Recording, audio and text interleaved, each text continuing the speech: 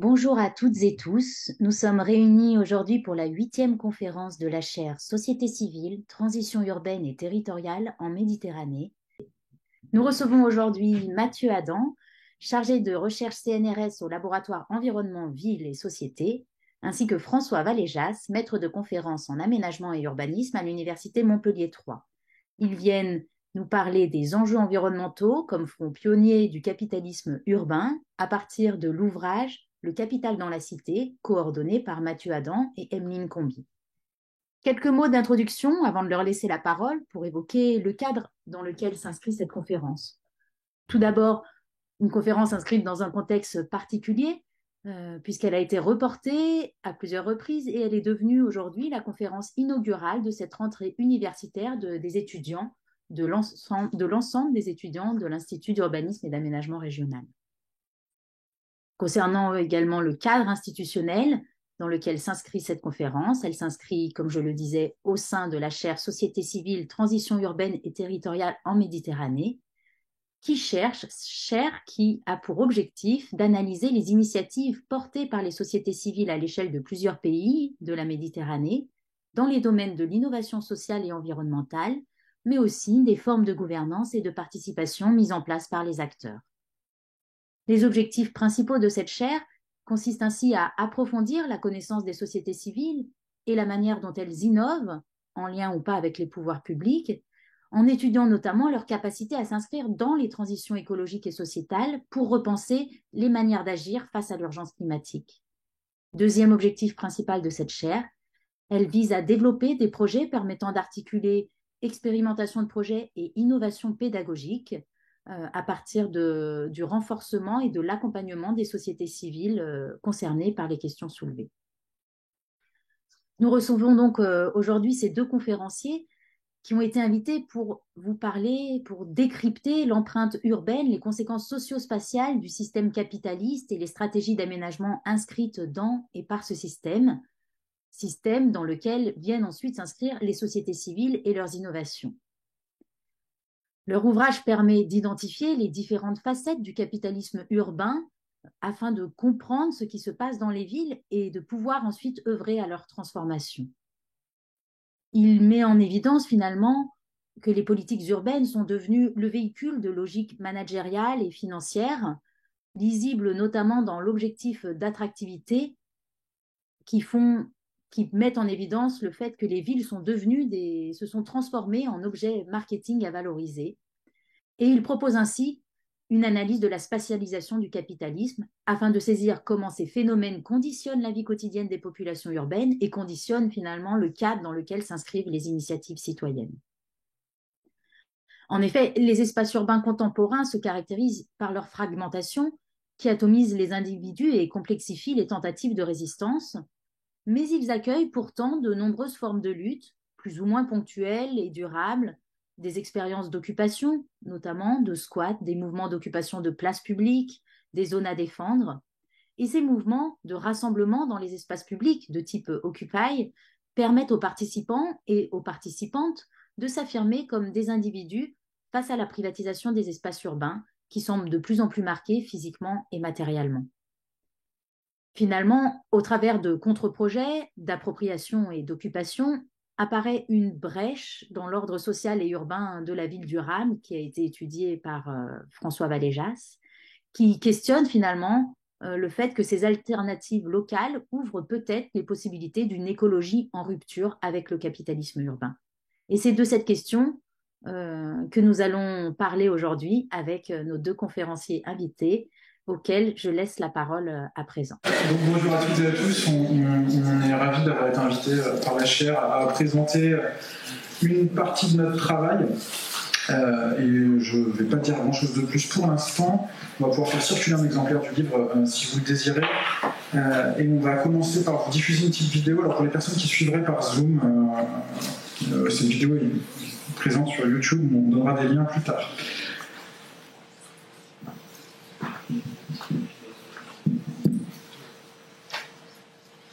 Ah non, attends. Nous avons un problème. Le passage entre le son du micro et le son des écouteurs. Il faut remettre l'USB, nous sommes un petit problème technique. Ça va le faire. C'est-à-dire que sans le son, vous ne profitez pas vraiment de cette vidéo. On y retourne.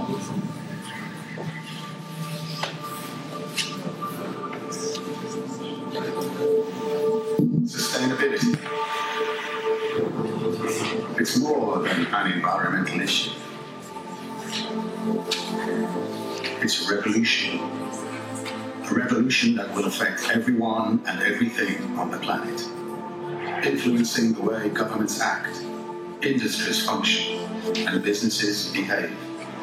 And whilst this is undoubtedly a time of intense instability, it's also a time of great opportunity.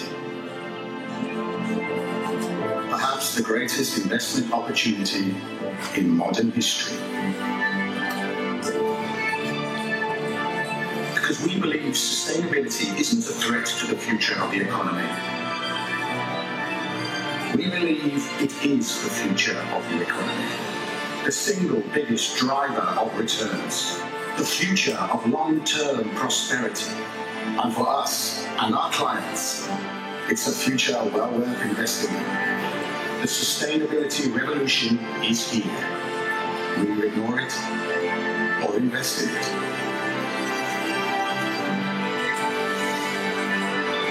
Rethink sustainability, rethink investment, rethink everything. Lombard Odier.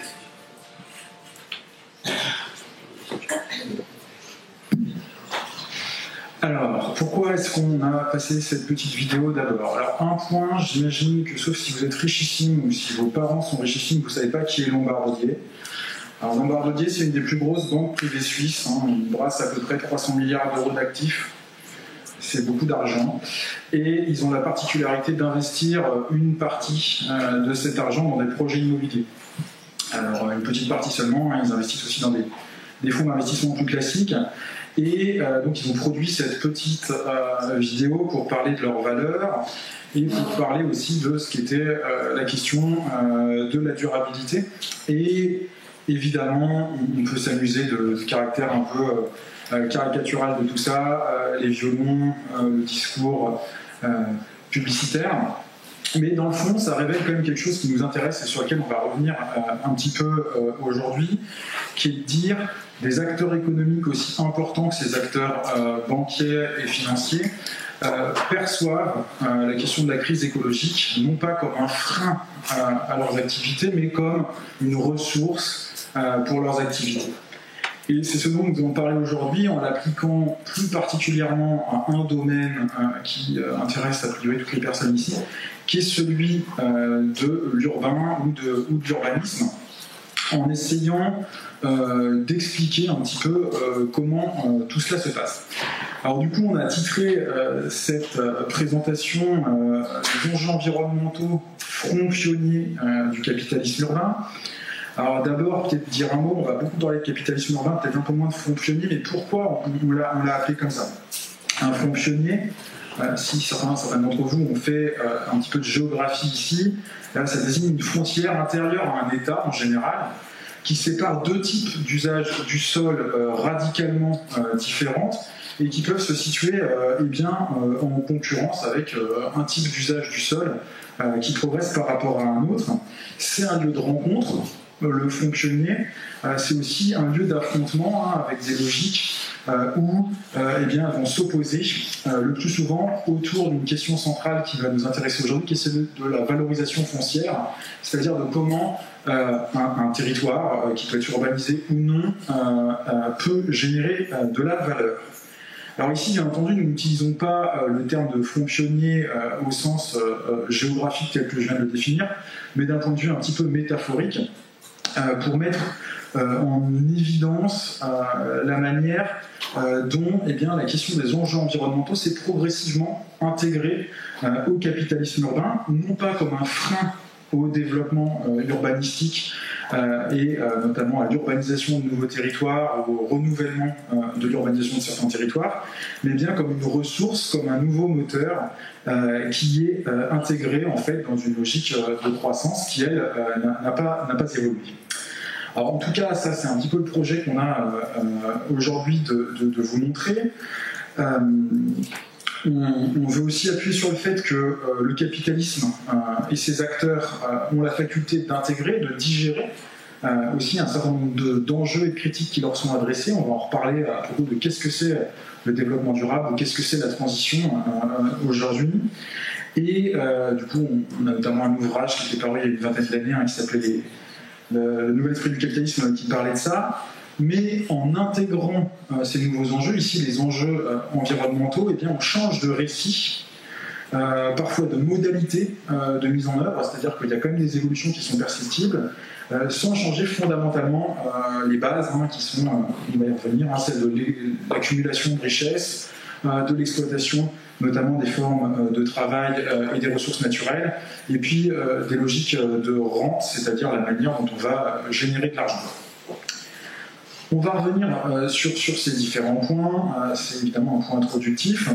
Tout cela pour dire qu'aujourd'hui on va s'appuyer avec François à la fois sur cet ouvrage dont on va parler un petit peu, Le Capital dans la Cité, que j'ai eu la joie de coordonner avec Émilie Combi, qui a été publié il y a 2 ans désormais. Et puis on va s'appuyer aussi sur nos thèses. En fait, il se trouve que tous les deux on a fait des thèses de doctorat en parallèle, sans beaucoup se parler à l'époque, sur un sujet assez proche. Et manifestement le terrain s'est imposé à nous et nous sommes arrivés à des conclusions relativement similaires en partant peut-être de points de départ différents. Et puis on va s'appuyer aussi sur un papier en cours d'édition qui s'appelle Rompre le consensus, sur notamment une dynamique qui visera, et François en parlera, à exposer comment on peut construire une critique scientifique de la ville durable aujourd'hui. Alors pour commencer, je vais dire 2 mots de cet ouvrage. Alors, Le Capital dans la Cité, une encyclopédie critique de la ville, voilà, c'est comme ça que c'est titré. C'est un titre qui fait un peu peur, notamment avec le caractère encyclopédique qui pourrait faire croire à une prétention bien exhaustive sur le sujet. C'est un livre relativement imposant, ça fait 500 pages. Mais c'est un livre en réalité qu'on a voulu le plus accessible possible. L'objectif de cet ouvrage, c'était de dresser un panorama de ce que le capitalisme contemporain fait de et au territoire urbanisé. Et pour ce faire, le parti pris que nous avons choisi d'avoir avec Émilie Combi, c'était d'aller s'adresser à un certain nombre de nos collègues sur leur sujet de spécialité et de leur demander de produire des chapitres qui sont courts et qui partent à chaque fois en fait de travaux récents, de terrain. Donc on est assez loin, si vous voulez, d'une somme, on va dire, de géographie critique, assommante, très conceptuelle, etc. On est plutôt dans un panorama qui veut exemplifier un certain nombre de processus qui nous semblent au centre des transformations urbaines actuelles. Alors, pour ça, on est allé chercher quand même 33 personnes. On incarne ça assez mal aujourd'hui avec François, mais qui était une majorité de femmes. Et aussi, ça avait du sens pour nous à l'époque, une majorité de chercheurs et de chercheuses qui étaient précaires, donc qui n'avaient pas de poste de titulaire à l'université. Et donc ça avait aussi du sens de le faire avec un certain nombre de camarades qui n'étaient pas soit encore pas titulaires, soit qui ne le deviendront jamais, pour incarner aussi un peu le propos critique qu'on porte là-dessus. Enfin, il figure dans cet ouvrage une bibliographie actualisée. Alors qu'est-ce qu'on raconte dans ce livre, qui est vraiment si passionnant, comme ça on se jette des fleurs, de toute façon personne ne le fait à notre place. Si, en fait, merci beaucoup. Le fondement de cette chose, c'était déjà de comprendre en fait pourquoi on parle de capitalisme urbain. Je vais en dire quelques mots pour comprendre ensuite pourquoi nous on le relie à la question des enjeux environnementaux. Alors on va repartir d'un truc de base, ce qui est la définition des termes du titre. Le capitalisme, on peut en donner une définition relativement simple, qui est celle d'un système politique, idéologique et économique qu'on pourrait probablement aujourd'hui qualifier de dominant et qui repose en fait sur 3 facteurs. Le premier facteur, évidemment, c'est la propriété privée des moyens de production, donc qu'on produise des biens ou qu'on produise des services, et de reproduction. Donc les moyens de production et de reproduction, on voit bien. La production, c'est ce qui va, pour l'industrie des biens, va être notamment les usines, et pour l'industrie des services, va être les entreprises, les bureaux, etc. Donc en fait, c'est l'entreprise, quoi, le moyen de production. Et puis pour les moyens de production, c'est les moyens ce qu'on appelle de reproduction de la force de travail. Donc ça inclut en particulier le logement, l'université, l'hôpital, les infrastructures qui vont permettre à la production de fonctionner. Premier point, la propriété privée. Deuxième point, évidemment absolument central, c'est la possibilité d'accumulation de capitaux par la remise perpétuelle en circulation. C'est-à-dire, on peut accumuler des biens, on peut accumuler des actifs, donc ce qu'on va avoir, les parts qu'on va posséder dans une entreprise, et l'accumulation, elle va être permise par le fait de les remettre en circulation, donc de les revendre, parfois ce qui inclut un mouvement aussi physique. Donc, la propriété, l'accumulation, les deux facteurs fondamentaux, et puis un troisième, quand même, qui est une organisation du travail fondée essentiellement sur le salariat dans ses différentes formes. Ce que je viens de donner comme définition du capitalisme, c'est une définition assez canonique, c'est-à-dire elle est reprise assez largement. Si certains d'entre vous se sont intéressés à cette question-là, c'est probablement pas très original, mais je pense qu'il faut repartir de ce point. Puis évidemment, la deuxième question, c'est pourquoi nous on parle de capitalisme urbain, et là on va essayer de développer ça un petit peu plus. Alors la première chose, c'est que on peut dire un petit peu, nous on s'inspire notamment pour un certain nombre d'entre nous des travaux d'Henri Lefebvre, que la ville en fait aujourd'hui c'est la projection au sol des rapports sociaux capitalistes. C'est-à-dire, si on prend comment ces enjeux de propriété, d'accumulation et de salariat s'organisent, et puis qu'on s'intéresse à leur dimension spatiale, souvent ça va se passer dans des territoires urbanisés. Souvent, mais pas seulement. Mais la ville, quand même, une fois qu'on a dit ça, ça ne veut pas dire que la ville est une création capitaliste. Il y a l'évidence des villes bien avant l'avènement du capitalisme et du proto-capitalisme. Mais cependant, on peut quand même relier en fait l'urbanisation généralisée dans laquelle nous sommes à un certain nombre d'événements dans leur augmentation qui sont. Le premier, je vais aller très très vite, après on va faire une histoire urbaine sur 2 siècles, mais très très vite. Le premier gros changement qui va amener une augmentation du nombre de personnes qui habitent en ville, c'est en fait le développement de l'artisanat et du commerce, mais aussi d'un certain nombre de fonctions d'échange, notamment les banques, qui va tout simplement fabriquer une nouvelle classe sociale qu'on va appeler la bourgeoisie.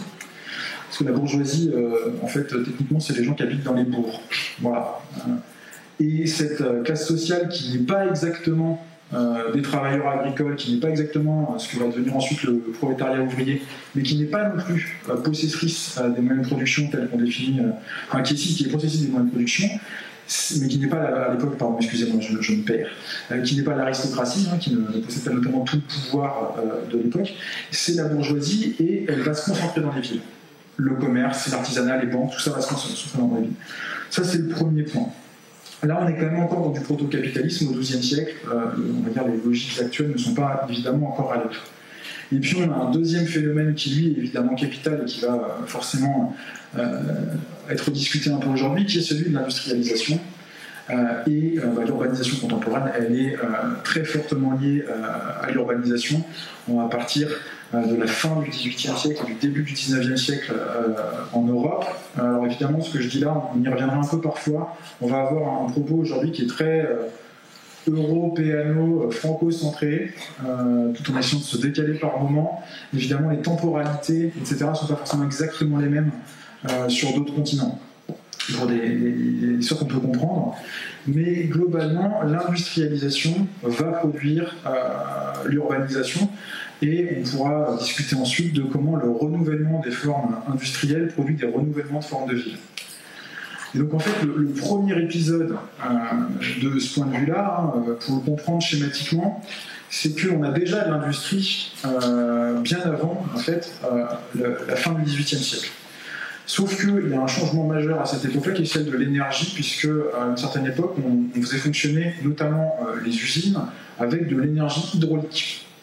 L'énergie hydraulique, elle impose une forme d'organisation du territoire, puisque les ateliers, les usines, doivent aller se situer le long des cours d'eau. Donc il y a un partage de l'espace qui est imposé de cette manière-là, donc qui est plutôt extensive, etc.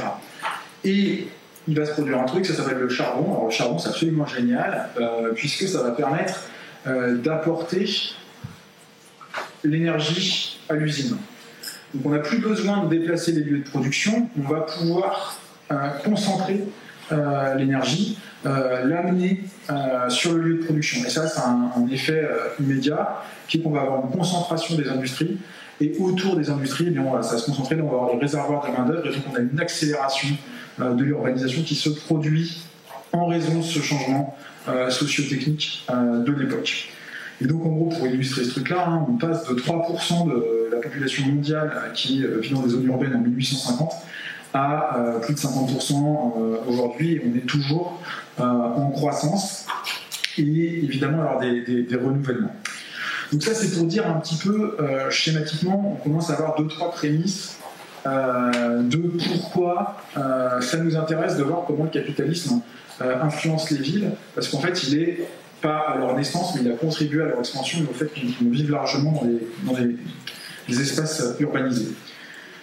Donc notre définition du capitalisme urbain, pour y revenir, elle se fonde un petit peu sur un point de départ qui est celui-là, qui est l'urbanisation. En fait, attention, je vais utiliser des termes de marxistes compliqués, c'est la concentration du capital fixe. Alors, pour comprendre ce que c'est le capital fixe, il faut dire qu'il y a 2 types de capitaux. Il y a le capital circulant, ça globalement c'est vous, la force de travail, mais aussi les matières premières et les sommes d'argent qui sont destinées à acheter des choses ou à rémunérer la force de travail. Et il y a le capital fixe qui sont du coup les choses qui sont dans le sol. On parle d'immobilier strictement pour cette raison-là, ça vient de la notion d'immobilité. Et donc, on va y retrouver les moyens de production, comme je le disais, donc l'usine, le bureau, pour être caricatural, et les moyens de production, en particulier le logement, notamment. Et donc, on a vraiment cette idée-là, de ça, c'est notre définition de base. Il y a cette concentration. Ça nous permet de définir le capitalisme urbain et de dire aussi qu'il n'inclut pas tout, puisque dans un certain nombre de zones qui échappent à l'urbanisation, on pourrait qualifier de rural, eh bien, on a des logiques capitalistiques qui existent, mais qui ne sont pas exactement les mêmes parce qu'elles ne sont pas autant fondées sur la question de la concentration des biens matériels de production et de reproduction. On n'en causera pas aujourd'hui parce que j'y connais rien, mais en tout cas, on effectue un peu cette différence-là. Il y a des débats scientifiques là-dessus, on pourrait y revenir si vous avez envie. À partir de ça, nous, on se dit qu'on allait essayer de comprendre plusieurs logiques et de les mettre en évidence dans ce livre à partir de ces exemples de terrain, comme je vous le disais, en disant on va prendre 4 processus qui sont autant d'éléments caractéristiques de cette chose-là. La première chose, c'est les mécanismes qu'on a appelés d'urbanisation du capital, ou autrement dit, les logiques de circulation des capitaux. En gros, l'idée, c'est de dire le capital au sens économique, s'il est, par exemple, bancaire, il peut circuler d'un espace à l'autre, mais par contre, il va être sélectif, c'est-à-dire qu'il ne va pas aller forcément se situer n'importe où. Je prends un exemple bête. Aujourd'hui, les entreprises n'installent pas leurs sièges sociaux complètement par hasard. Et puis, on va observer là-dedans des phénomènes de concentration, des phénomènes de sélection, pourquoi tel espace plutôt que tel autre, et quel rôle aussi là-dedans, dans cette logique de circulation des capitaux, quel rôle vont jouer les villes dans cette circulation. L'exemple fort, 2 exemples forts de pourquoi les villes sont centrales dans la circulation du capital. Il y en a un qui est la circulation humaine et matérielle, c'est-à-dire notamment les gros hubs de circulation, les aéroports, les gares, etc. Et puis, voilà, je suis déjà en retard de 1/4 d'heure sur ce qu'on voulait dire, c'est pas mal. Et puis, deuxième chose, évidemment, la bourse. Les bourses sont toujours situées dans des villes et les bourses sont les espaces où circulent le capital.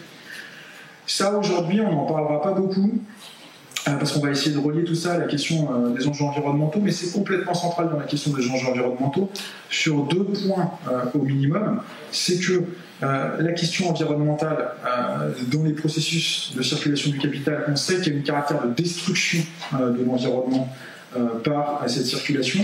Et aujourd'hui, par ailleurs, ce dont nous on va parler, c'est-à-dire comment la transition, le développement durable, etc., influence ces choses-là, on a un phénomène de verdissement ou d'écologisation, notamment de la finance, laquelle finance prend de plus en plus de place dans les productions urbaines.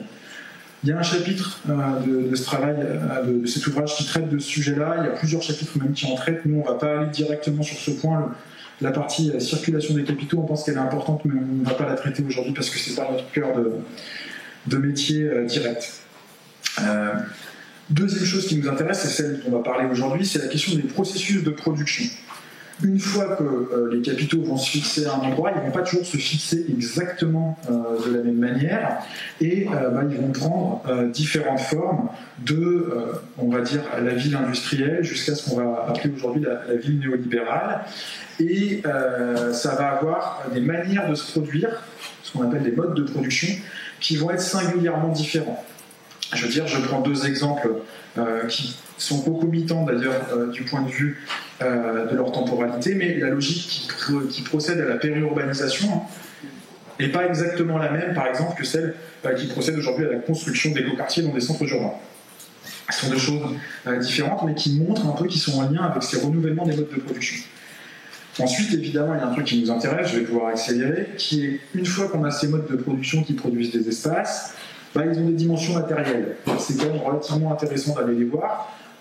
C'est quoi leur paysage, c'est quoi les circulations qui y sont, comment est-ce qu'ils conditionnent les modes de vie, etc. Donc là-dessus, on voit à nouveau que ça, forcément, ça va avoir des effets sur le plan environnemental. La production aussi, évidemment, quand on produit, notamment quand on consomme des matières premières, par exemple, pour construire des bâtiments, ça a évidemment un effet.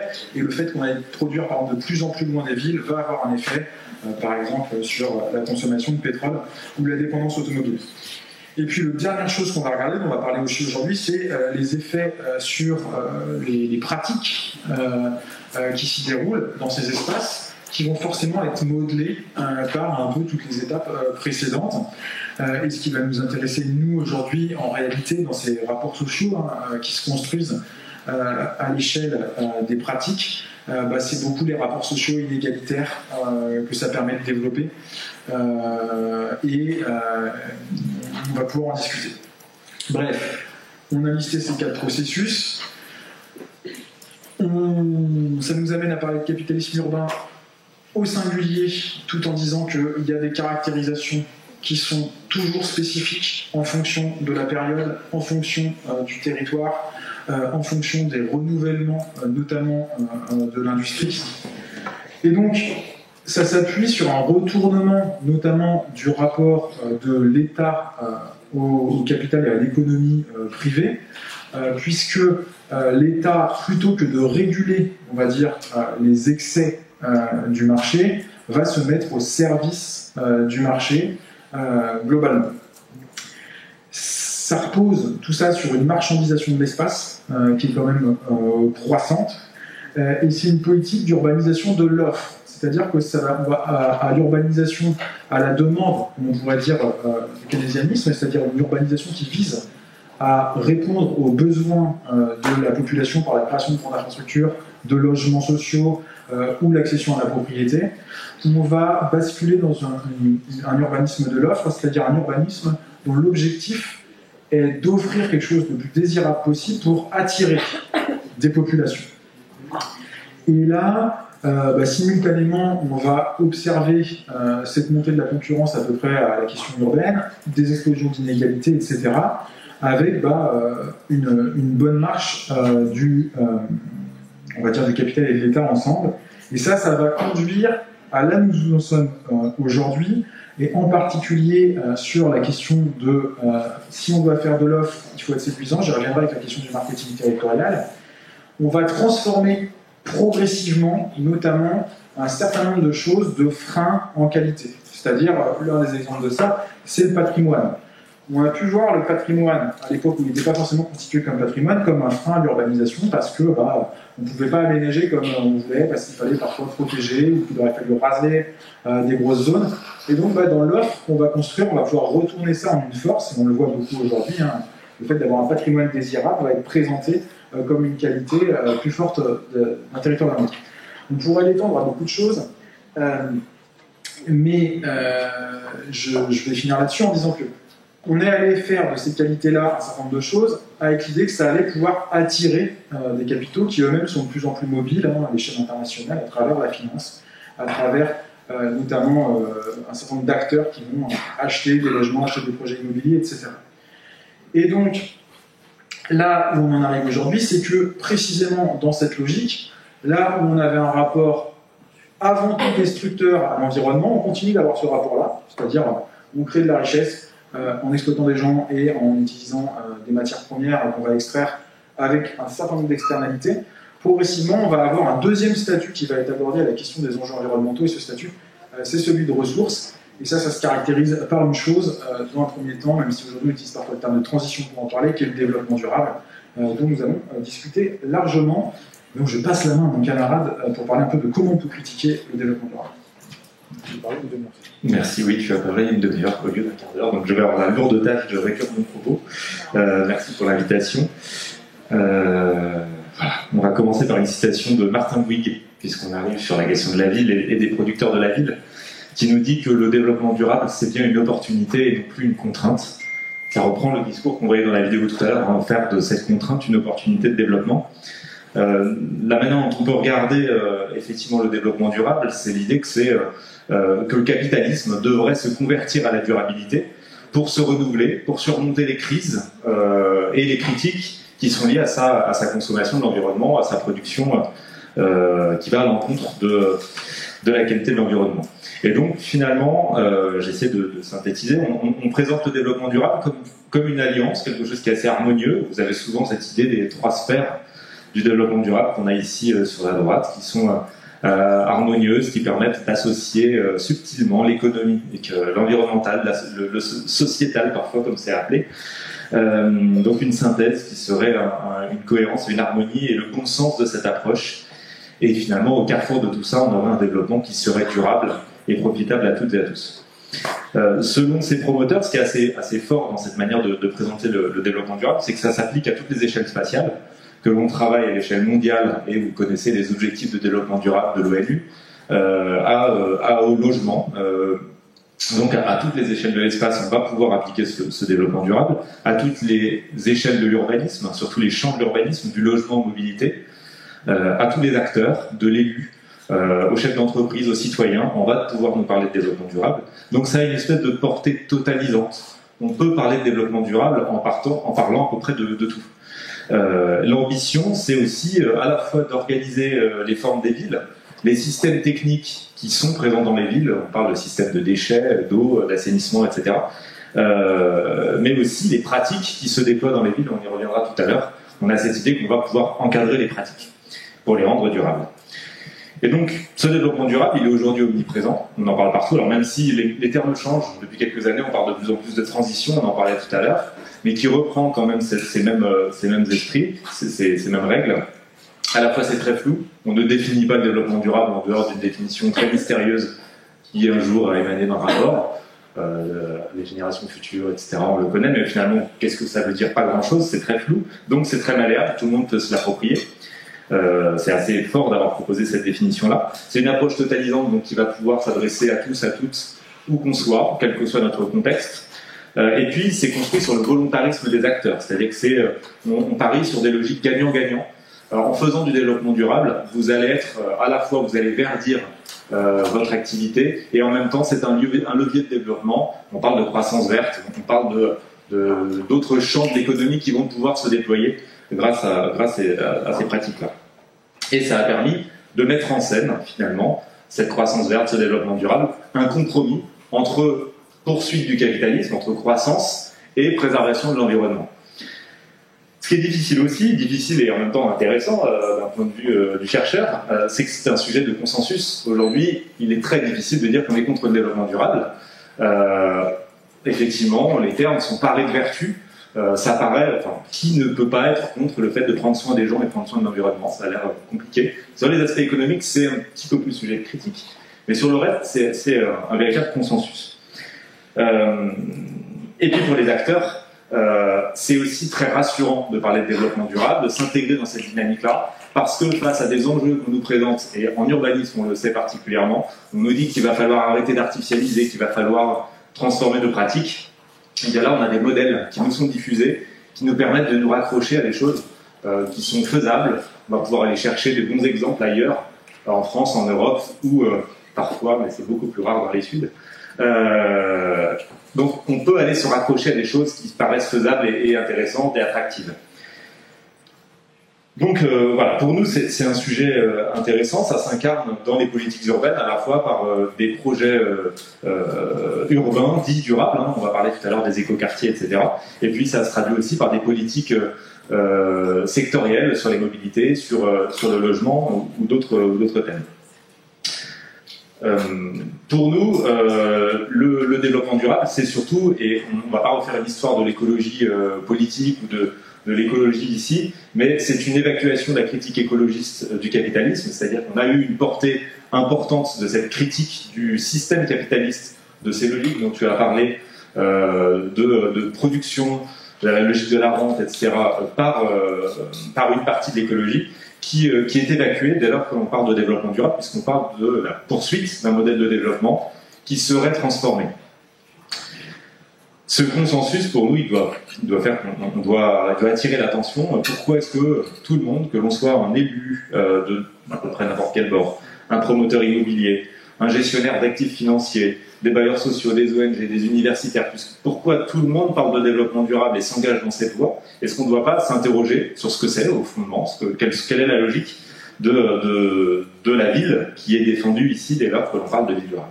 Donc nous, on défend, mais je vais aller très vite, une critique qui... Très bien, à la suite, je peux développer. Une critique de... Pardon, je reprends. Alors, on peut identifier deux types de critiques qui peuvent être portées sur le développement durable, dont une est largement dominante, c'est plutôt la première. Là, on reprend des travaux de Luc Boltanski, qui est donc sociologue, qui a travaillé sur les fondements. Qu'est-ce que la critique, finalement? Ici, quand on l'applique au développement durable, on s'aperçoit qu'on a un type de critique qui est celui de s'interroger sur les décalages entre une promesse, la promesse du développement durable, et les réalisations réelles. On nous a promis des performances, une ville belle, agréable, inclusive, solidaire, performante, attractive, compétitive, tout ce qu'on veut. Et quelle est la réalité de ça? Ça, c'est le premier type de critique, qui est une critique relativement normative, puisqu'elle n'interroge pas ce qu'est le développement durable. Elle interroge juste, est-ce qu'on a réussi à y aller? Et puis, c'est une critique qui est aussi évaluative, puisqu'on mesure. On est sur l'idée de construire des indicateurs de mesure de ce décalage, pour voir si, effectivement, on a atteint nos objectifs. Alors, je vous ai mis simplement un exemple, ici, de l'application des objectifs de développement durable développés par l'ONU sur des fonds d'investissement et qui vont interroger leur propre activité pour voir s'ils sont performants sur tel ou tel aspect de leurs objectifs. Voilà. Ça veut dire qu'on réduit finalement cette critique, cette analyse du développement durable à des dimensions très techniques, très procédurales. Et puis on peut aller jusqu'à dire est-ce que finalement le développement durable qu'on met en œuvre, il est très poussé ou pas, et c'est ce qui est dans la littérature dit la durabilité forte versus la durabilité faible, les projets les plus durables ou les moins durables. Le degré supplémentaire de la critique, ça va être de dire oui, mais alors on va aller gratter le vernis. On a vu qu'on a tout repeint en vert. Finalement, qu'est-ce qui se passe derrière? Ça, c'est la critique du greenwashing. De se dire, on nous a dit que c'était des projets écolos, on a construit un campus écolo, c'est aujourd'hui ce qui est à la mode dans toutes les universités. Qu'est-ce qu'il en est réellement? Déconstruire aussi les logiques marketing, communicationnelles, de récits, d'images qu'on a autour de ça. Donc ça, c'est une critique qui reste une critique très évaluative, qui va un petit peu plus loin, qui va pouvoir déconstruire des manières de communiquer, de produire du discours, mais qui en reste à une critique relativement normative qui n'interroge pas la dimension, l'idéologie finalement durable qu'on a derrière. Pour nous, tout ça, cette analyse-là, cette critique-là, c'est une forme de dépolitisation de la question environnementale, c'est-à-dire qu'on n'interroge pas, alors idéologie, c'est pas un gros mot, c'est un ensemble de valeurs. On n'interroge pas l'idéologie du développement durable, cet ensemble de valeurs, ce système de valeurs, mais on interroge la manière dont on y va, la manière dont on va vers cet objectif. Donc c'est une forme de dépolitisation puisqu'on n'interroge plus le sens de l'action, on interroge simplement l'action en tant que telle. Deuxième approche critique, qui est celle que nous on essaye de développer, c'est plutôt une analyse des conditions de production de cette norme, de ce développement durable, la manière dont il s'applique à l'espace urbain, et les conditions de réception de cette norme par les habitants, par les habitantes. Alors on parlait tout à l'heure d'Henri Lefebvre, notre maître à tous et à toutes. Vous devriez avoir un poster sur votre lit.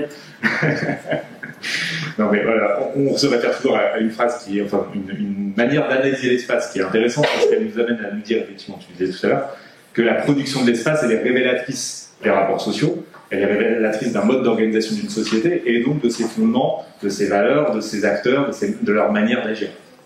Et puis, là ça nous fait toujours mal quand on dit, mais il faut en avoir conscience, que l'urbanisme, c'est, et ça a toujours été conçu comme un instrument de domination, un instrument d'organisation de la société, donc potentiellement de domination. Et donc, nous, ce qu'on analyse ici, c'est comment justement l'urbanisme produit cette domination. Comment est-ce que l'urbanisme, sur quelle base de valeurs il produit cette organisation de la société et comment il agit sur les individus. Et donc finalement, analyser de quelle manière la production urbaine durable s'inscrit dans des rapports de domination multiples et influence les conditions matérielles d'existence des citadins. C'est-à-dire que nous, on s'intéresse non pas simplement au discours, aux performances des projets, mais à la manière dont ils ont été conçus, pourquoi est-ce qu'ils ont été conçus, quelles ont été les motivations des acteurs, qu'est-ce qui finalement ce système de valeurs qui les amène à agir comme ils agissent, et puis comment ils transforment la réalité quotidienne d'existence des personnes qui vont vivre dans ces espaces. Autre manière de voir les choses, est-ce que finalement, dans la littérature, le développement durable est souvent présenté comme une rupture dans la littérature scientifique, mais aussi dans les discours politiques ou dans la vidéo qu'on a montrée tout à l'heure. On est face à une rupture qui va être un nouveau levier, etc. etc. Est-ce que ce développement durable, c'est une rupture? Eh bien, quand on le reprend, et c'est pour ça que Mathieu a fait ce discours historique, quand on reprend l'histoire de la production de la ville, on s'aperçoit qu'on a des continuités plus que des ruptures, qu'on a des choses qui se perpétuent, qui se transforment, mais qui se perpétuent. Et pour nous, il est important de réinscrire ce développement durable dans des rapports de force, dans des controverses, dans des grands paradigmes de l'aménagement, qui sont pour une partie d'entre eux poursuivis, voire amplifiés par le développement durable, mais dont certains aspects de communication, de marketing, on en parlait tout à l'heure, tu vas revenir dessus, mais aussi certains outils, certaines manières de certains acteurs de se positionner vont évoluer, vont changer. Donc on interroge le sens même de cette rupture. Est-ce que véritablement on est face à une rupture? Je crois que j'ai fini. Bon, je te passe. Théoriquement efficace. Moi j'aime bien passer des films, donc je vais en passer un deuxième. J'ai appelé Vidéo 2.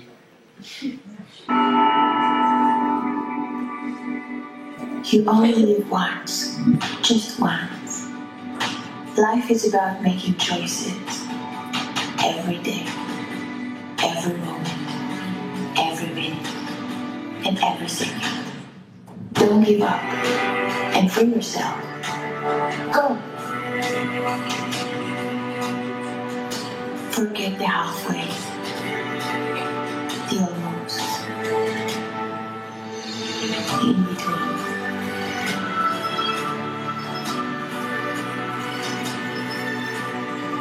Choose not to compromise.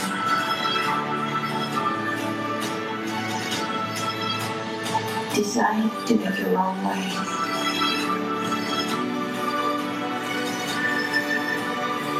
Prefer to fully live your lives. All of them. Choose only to be just you. Only you.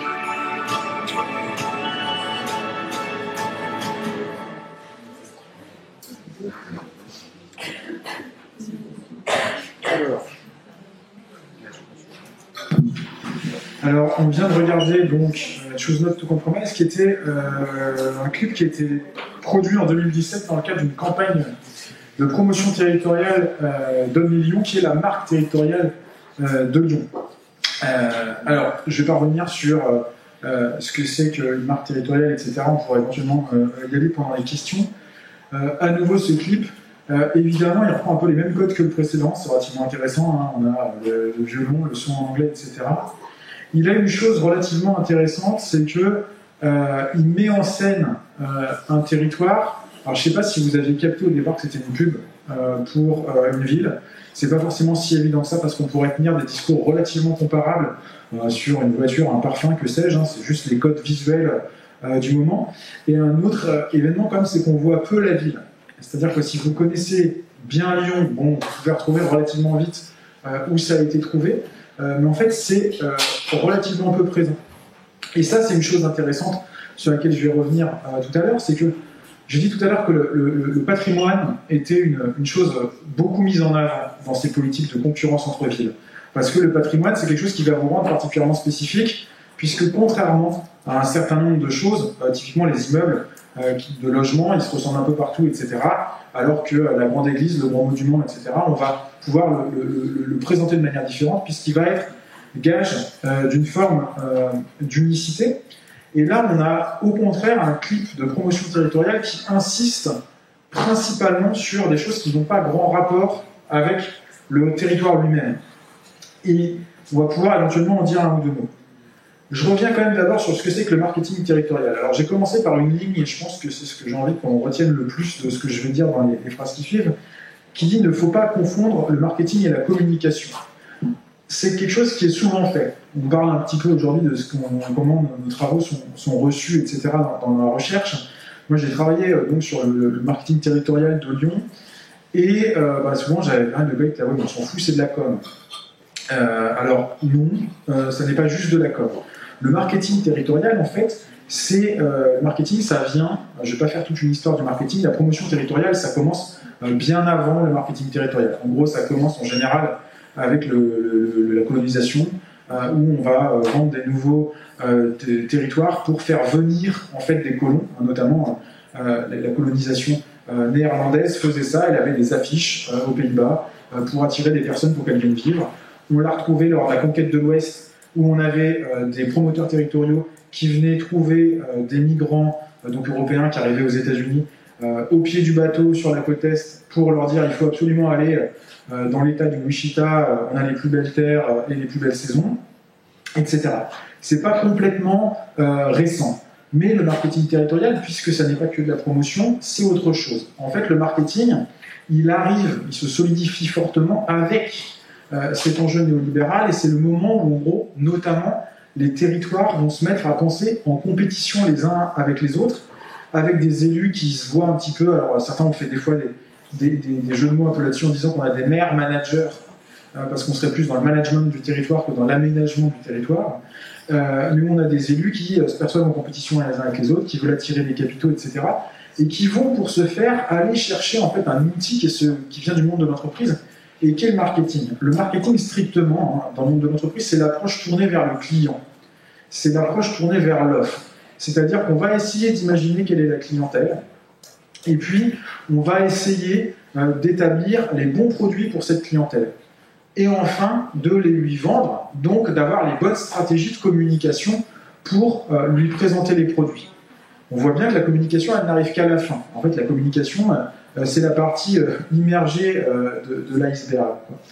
Et donc, le marketing territorial, c'est ce que j'ai qualifié d'ensemble des stratégies qui sont mises en œuvre pour augmenter. Alors, ici, j'ai parlé d'attractivité du territoire. L'attractivité, c'est un terme aussi sur lequel on pourrait parler pendant 3 heures, puisque c'est un terme auquel les élus sont totalement accros, hein, c'est permanent, le fait qu'il faut être attractif, il faut attirer. En termes un petit peu plus sociologiques, j'ai parlé de maximiser le capital symbolique. Le capital symbolique, c'est ce qui va différencier les individus, leur permettre d'être plus ou moins haut dans la hiérarchie auprès de leurs pairs. Donc en l'occurrence, ça marche assez bien sur les territoires, c'est-à-dire qu'il faut se positionner dans une logique de compétition à être le plus élevé possible. Donc on va essayer de maximiser ce capital symbolique pour que ça marche. Alors, la première chose, c'est pourquoi est-ce qu'on vend du territoire ? C'est-à-dire, s'il y a marketing, si on va chercher les outils des entreprises pour vendre des produits, pour les adapter à une clientèle, qu'est-ce qu'on vend ? Alors, il y a ce dont on a parlé tout à l'heure, il y a cette question des territoires qui sont en concurrence les uns avec les autres.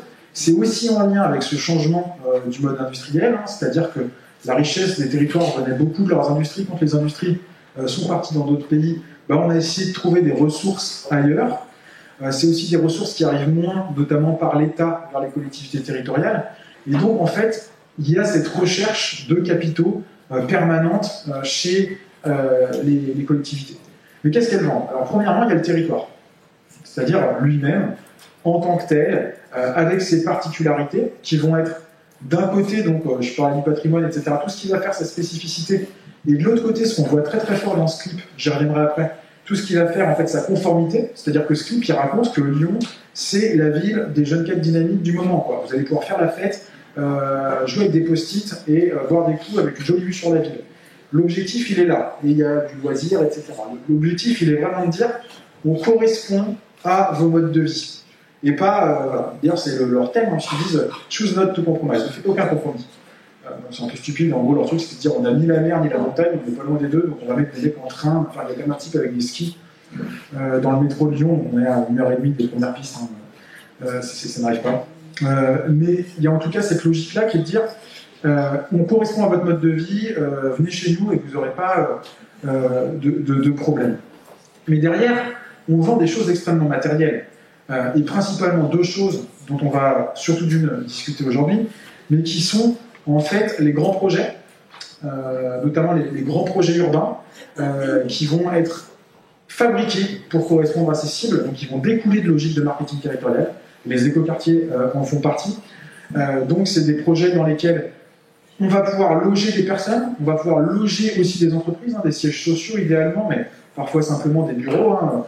L'immobilier de bureau, c'est un enjeu très important aujourd'hui. C'est aussi un enjeu particulièrement financiarisé, beaucoup possédé par les fonds de pension, l'immobilier de bureau, parce qu'il est beaucoup plus rentable à court terme que le logement. Et puis, on va pouvoir faire venir des capitaux qui vont investir dans ces projets-là aussi. Donc c'est vraiment cette logique, on va vendre des projets urbains. Et on va vendre un deuxième type de choses qui sont les grands événements. Les événements culturels. Vous n'avez plus aucune ville qui n'a pas sa biennale. Des éléments sportifs. La caricature de ça, c'est la compétition que se livrent les villes pour attirer les Jeux Olympiques, par exemple. Mais ça existe aussi pour la Coupe de France, les finales de la Coupe de France de foot, hein, etc. Donc on va avoir un certain nombre d'événements là-dessus qui vont être à vendre. Donc l'idée, c'est vraiment de se positionner comme ça. Le marketing, c'est dire le territoire dans lequel je suis est reconnu comme un espace dans lequel il est judicieux d'investir. Notamment, c'est l'objectif d'attirer des flux d'investissement, d'attirer des flux de consommation, donc notamment ça va être le tourisme, mais pas que, et puis aussi d'attirer des flux de compétences. C'est un peu cette idée, et donc après on va avoir la déclinaison de cet objectif va se faire à différentes échelles. Par exemple, Aix-Marseille se joue sur une échelle internationale. Bon, c'est un peu moins le cas de la Lyon, quoi, si vous voulez. Le Grand Lyon, par exemple, dont je viens de diffuser la communication, leur objectif, ils le répètent en permanence, c'est d'être dans le top 15 des métropoles européennes. Et donc les adversaires, c'est pas Grenoble ou Marseille, mais c'est Zurich, Barcelone, Amsterdam, etc. Donc il y a cette logique. Et ensuite, une fois qu'on a dit, tiens, qu'est-ce qu'on vend ? À qui on le vend? Donc là, je vais aller vite, mais en gros, on vise des cibles. Donc la première, en fait, le fond du truc, souvent, c'est les investisseurs. Donc c'est les personnes qui vont avoir des capitaux économiques à investir, soit dans des grands projets, soit dans des grandes infrastructures, des stades, des machins, soit en amenant des entreprises qui vont créer. Mais en gros, c'est vraiment l'investissement la première chose. Bon, on va pas revenir ici sur qui sont les investisseurs, hein, c'est assez variable, ça peut être des individus, mais souvent c'est pas des individus, c'est des institutions de type fonds de pension, de type assurance, de type banque, etc. La deuxième strate, ce sont les chefs d'entreprise. Alors on parle d'entrepreneurs des fois, etc., mais il y a un vrai enjeu en disant il faut qu'on attire des entreprises parce qu'elles vont faire vivre notre territoire. Longtemps, il y a eu un enjeu fiscal direct là-dessus, c'est-à-dire que les entreprises, ça rapporte, alors ça rapporte toujours de l'argent, mais on a moins frontalement la fiscalité de l'entreprise qui rapporte de l'argent aux collectivités territoriales, mais il y avait cet enjeu-là qui est second. Et puis derrière, en lien avec ça, il faut attirer des cadres. Alors, ça marche avec les échelons précédents, quoi. C'est-à-dire que les cadres, on les veut parce qu'à la fois, c'est des populations à fort pouvoir d'achat qui vont pouvoir faire fonctionner la ville, mais aussi parce que potentiellement, si les cadres sont attirés, on imagine que ça va permettre aux chefs d'entreprise de se dire je vais installer ma ville là-bas, mais les personnels sont plus faciles à recruter ou ont envie d'aller y vivre. Tout ce que je vous dis là est le discours officiel des promoteurs du marketing territorial. En termes de mesure de l'efficacité de ce truc, nada. C'est-à-dire que même plutôt des économistes qui travaillent sur ces questions-là, je pense à Bobolga et Rossetti, qui ont essayé de faire des études quantitatives en disant mais est-ce que l'argent va vraiment là où il y a les campagnes de marketing territorial et dans les grandes métropoles. Non, voilà, on ne sait pas d'ailleurs en réalité les grandes campagnes de marketing territorial si elles amènent des chefs d'entreprise à aller là, ou si plutôt parfois la logique c'est pas plutôt qu'en fait ils ont des potes à cet endroit-là, leurs beaux-frères ou n'importe qui quoi. L'objectivation de ces choses-là est difficile, elle est d'autant plus difficile si on le prend scientifiquement que par exemple quand moi j'essaie de travailler là-dessus, j'ai pas de données pour le faire. C'est-à-dire que les seules données que j'ai, c'est celles qui sont produites par les agences de promotion territoriale elles-mêmes et qui du coup disent bah voilà, on a participé à créer 15 000 emplois sur les 3 dernières années, emplois qui sont généralement existent effectivement, mais on va les relier à l'action là-dessus est difficile. Mais en tout cas, il y a cette logique qui est derrière. Et donc il y a aussi les futurs cadres, je les ai mis avec les cadres, les futurs cadres c'est vous, la question d'investissement dans la formation universitaire pour avoir des populations qualifiées en espérant peut-être pouvoir vous fixer, c'est-à-dire que vous avez aimé l'endroit où vous faites vos études et que vous allez vouloir rester sur l'université d'Aix. Et puis le dernier point, c'est le tourisme, qui est évidemment dans un pays comme le nôtre un enjeu important, c'est 10% du PIB schématiquement, dont on va investir. Le patron de la marque territoriale de Lyon, il déclarait que le tourisme est le showroom de la métropole. C'est-à-dire que comme vous iriez voir une bagnole dans un salon, vous venez la voir. Bref, je passe ponctuellement. Et ensuite, une fois qu'on a les cibles et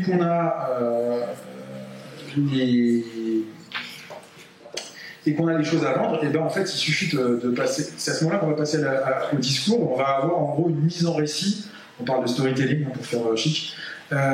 Aujourd'hui, on va raconter une histoire sur la ville dans le but de vendre ces différentes choses aux différentes cibles qu'ils ont identifiées. Le clip qu'on a vu là, par exemple, c'est typiquement, ça fait partie de la communication numérique. On va le diffuser via les réseaux sociaux. On va sponsoriser des posts pour qu'il arrive à certaines catégories de population. En l'occurrence, c'est beaucoup un clip tourné vers les touristes, etc. Et puis on va décliner cette même campagne. Elle a été, par exemple, à destination des touristes, elle a été présente dans les aéroports, mais elle était aussi présente à un truc qui s'appelle le MIPIM.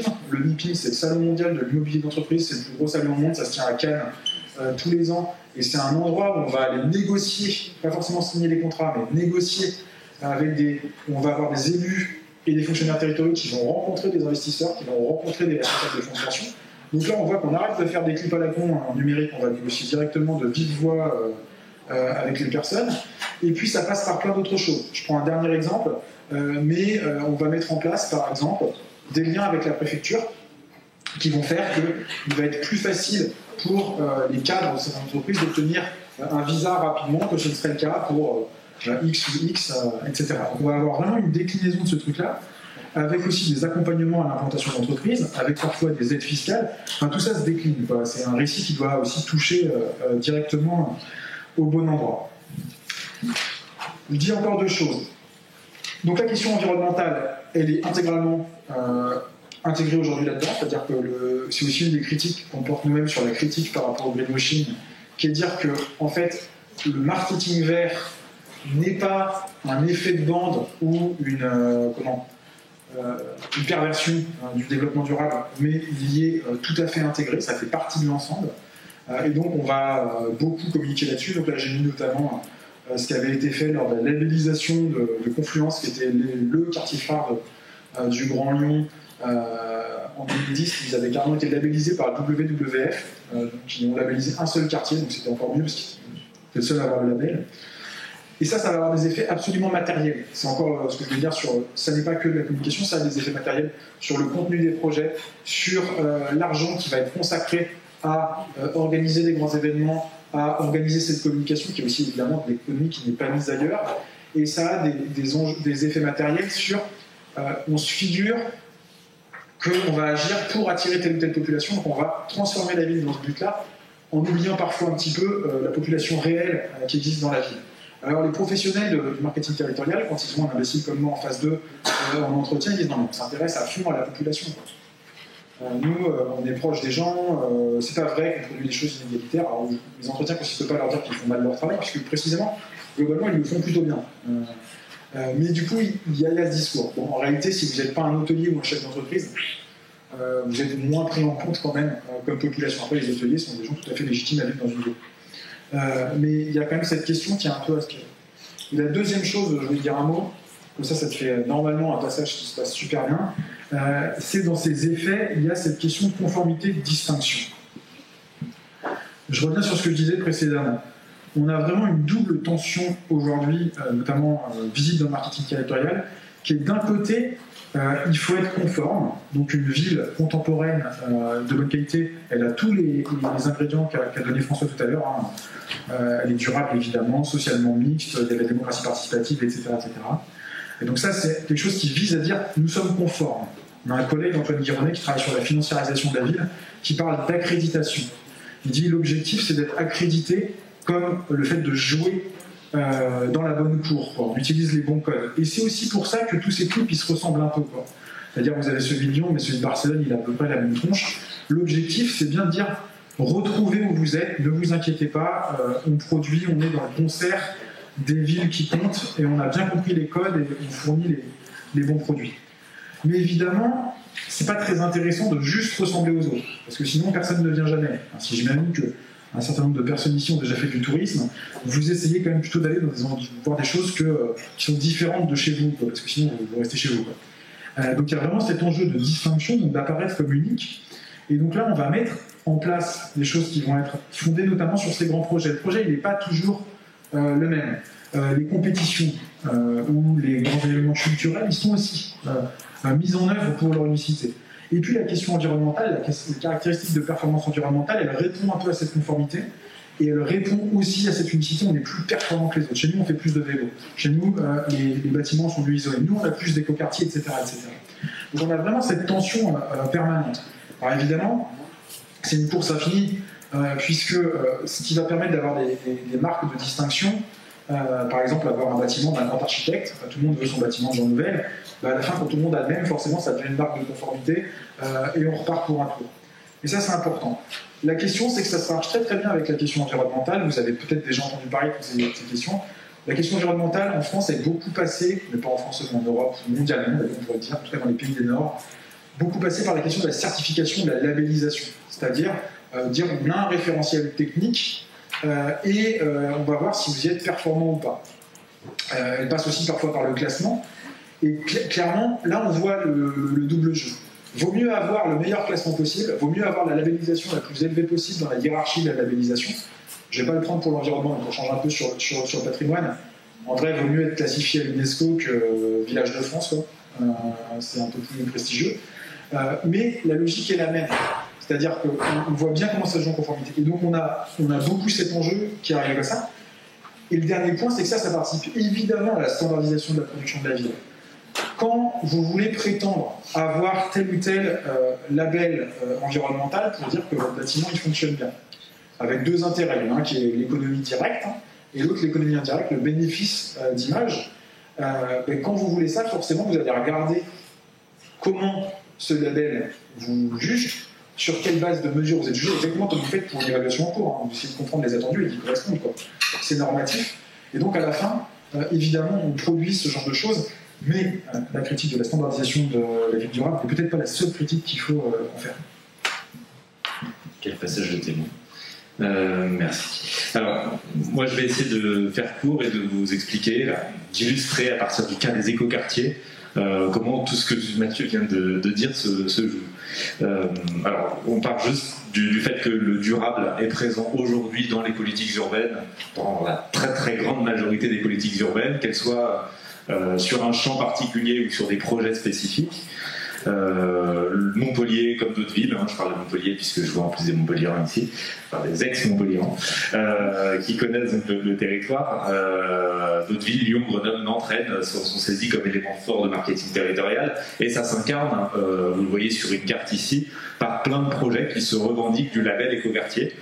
Donc nous, on a travaillé de manière croisée, parallèle puis croisée, sur des écoquartiers en France et sur la démarche ministérielle, puisque effectivement, l'émergence des écoquartiers en France s'est faite notamment avec l'appui de l'État, qui s'est dit, dans une quête de distinction nationale, en France, on n'a pas d'écoquartiers comme on en a en Europe du Nord. Et donc, on était en 2007-2008, à ce moment-là, le Grenelle de l'environnement, je ne sais pas si c'est encore d'actualité dans les cours, le Grenelle de l'environnement de 2007-2008, qui était censé être une rupture et de prise en compte, réorientation des politiques publiques autour des questions environnementales, nous disait qu'il faut qu'on positionne les écoquartiers dans le benchmarking des écoquartiers européens. Et donc le benchmarking, c'est un classement, c'est comment est-ce qu'on va positionner de grands projets dans les projets les plus reconnus à l'échelle européenne. Et donc le ministère du Développement durable a mis en place un dispositif de concours puis de label autour des écoquartiers. On a ici un exemple de ce que ça a donné sur le territoire. On a une multiplication de projets qui se revendiquent de ces appellations-là. Moi, je vais essayer de vous présenter en deux axes comment est-ce qu'on peut envisager une critique de ce dispositif-là, de ces manières de faire. D'abord, en s'interrogeant, est-ce que finalement le développement durable, c'est une rupture dans les manières de produire la ville ? La position qu'on adopte, nous, c'est que la ville durable, c'est une manière de gérer les contradictions du capitalisme urbain. On l'a déjà vu tout à l'heure, je vais le préciser. Et le deuxième point sera plutôt sur les aspects comment on habite dans ces quartiers. Les villes durables est rapidement devenu un espace privilégié du développement durable. Ce qui est particulier, c'est qu'au départ, le développement durable ne s'adressait pas vraiment à la ville. La ville était presque en creux des premiers discours sur le développement durable, puisque c'était un espace où on avait une concentration de problèmes, de pollution, d'industrie, etc. Et rapidement, on s'est aperçu que les politiques urbaines se sont focalisées, se sont emparées du développement durable, parce qu'en fait, ça permet de montrer rapidement des choses. Ça permet de produire des projets qui sont visibles, qui sont attractifs, plus que des politiques qui ne donnent pas, physiquement, ne donnent pas lieu à des bâtiments, à des choses qui soient visibles et attractives pour tout un ensemble d'acteurs. Le double héritage du développement durable, c'est, j'en ai parlé tout à l'heure, un héritage paradoxal. On a un premier héritage de ce terme-là, c'est plutôt ce qui tourne autour de l'écologie politique, voire de l'écologie radicale, de la critique du capitalisme, qui a émergé dans les années 60-70, face à de grands événements, de grandes mobilisations autour d'incidents nucléaires, autour de marées noires, des mobilisations que vous connaissez peut-être, le Larzac, Flogov, etc. On a la constitution d'une manière de penser, d'un mode de pensée qui est l'écologie politique et, puisque j'en arrive à nos questions urbaines, la constitution de communautés qui expérimentent un mode de vie un peu alternatif, à l'écart du capitalisme, qu'elle soit rurale ou urbaine, et qui vont expérimenter des choses. Deuxième héritage, c'est un héritage issu de mots d'ordre internationaux, c'est l'héritage aujourd'hui qui est le plus connu, une succession de rapports, de grands événements internationaux qui vont donner lieu à une définition, celle du rapport Brundtland, et à un ensemble de dispositifs de type Agenda 21. Je ne sais pas si c'est encore vraiment d'actualité. Moi, quand j'étais à votre place, tout le monde, j'imagine que toi aussi, tout le monde était recruté sur des Agenda 21, puisque c'était la manière de mettre en œuvre le développement durable à l'échelle locale. Donc on a ces deux origines-là qui se sont traduites rapidement territorialement. D'un côté par des espaces un peu en rupture avec le reste de la ville ou le reste du territoire, et puis de l'autre, des politiques qui vont se mettre en place par le territoire. Donc les villes sont devenues un espace important de mise en œuvre de ce développement durable, notamment, je l'ai déjà dit, parce que ça offre des possibilités de démonstration. On démontre par des espaces vitrines, par des bâtiments vitrines, par des discours qui vont se mettre en place. C'est devenu un paradigme dominant aujourd'hui de l'urbanisme. On ne peut pas parler d'urbanisme sans parler de développement durable.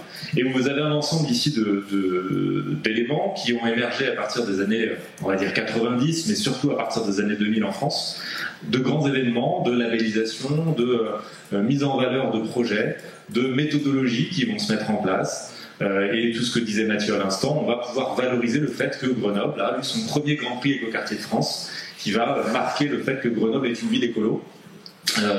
Et Grenoble a des énergies positives qui vont de l'avant vers cet avenir radieux.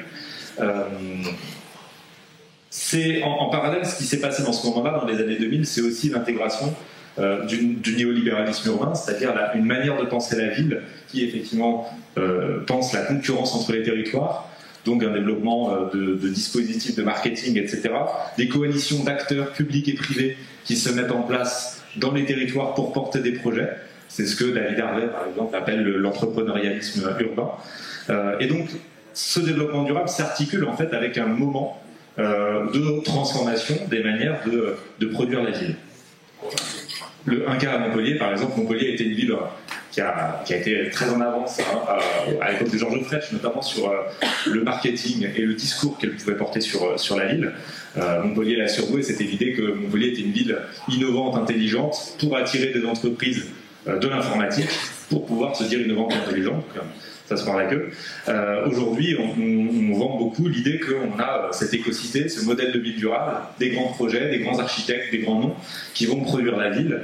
Et on va même réutiliser ici l'idée qu'on est dans une révolution urbaine. Quand on disait tout à l'heure, est-ce qu'on est dans une rupture ou pas, un projet en zone inondable très contesté parce que c'est l'urbanisation de terrains agricoles, avec une nouvelle gare qui se crée, qui est en grande partie inutile, posée à l'extérieur de Montpellier, va être qualifié de révolution urbaine. Donc on est sur l'idée que ce projet est une rupture pour attirer des entrepreneurs de demain. Bien sûr, c'est pas ceux d'aujourd'hui. Donc Montpellier est dans ce cadre-là, et la ville durable, les labels, etc., viennent légitimer les projets. Puisqu'on a eu le label, c'est bien qu'on a eu une expertise qui nous a dit qu'on était bon, on a validé, comme tu disais tout à l'heure, on a validé le projet. Donc il est difficile de se mobiliser, de le critiquer. Alors, on peut analyser ça. Je crois que je suis passé un peu vite.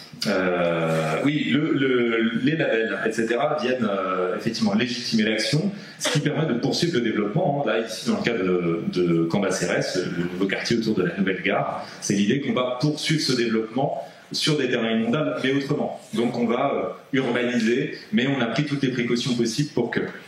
Alors, en faisant accepter des idées de compensation, on a préservé des continuités, on poursuit l'exploitation de la rente foncière, mais à côté de ça, on va essayer de prendre en compte la faune et la flore existantes.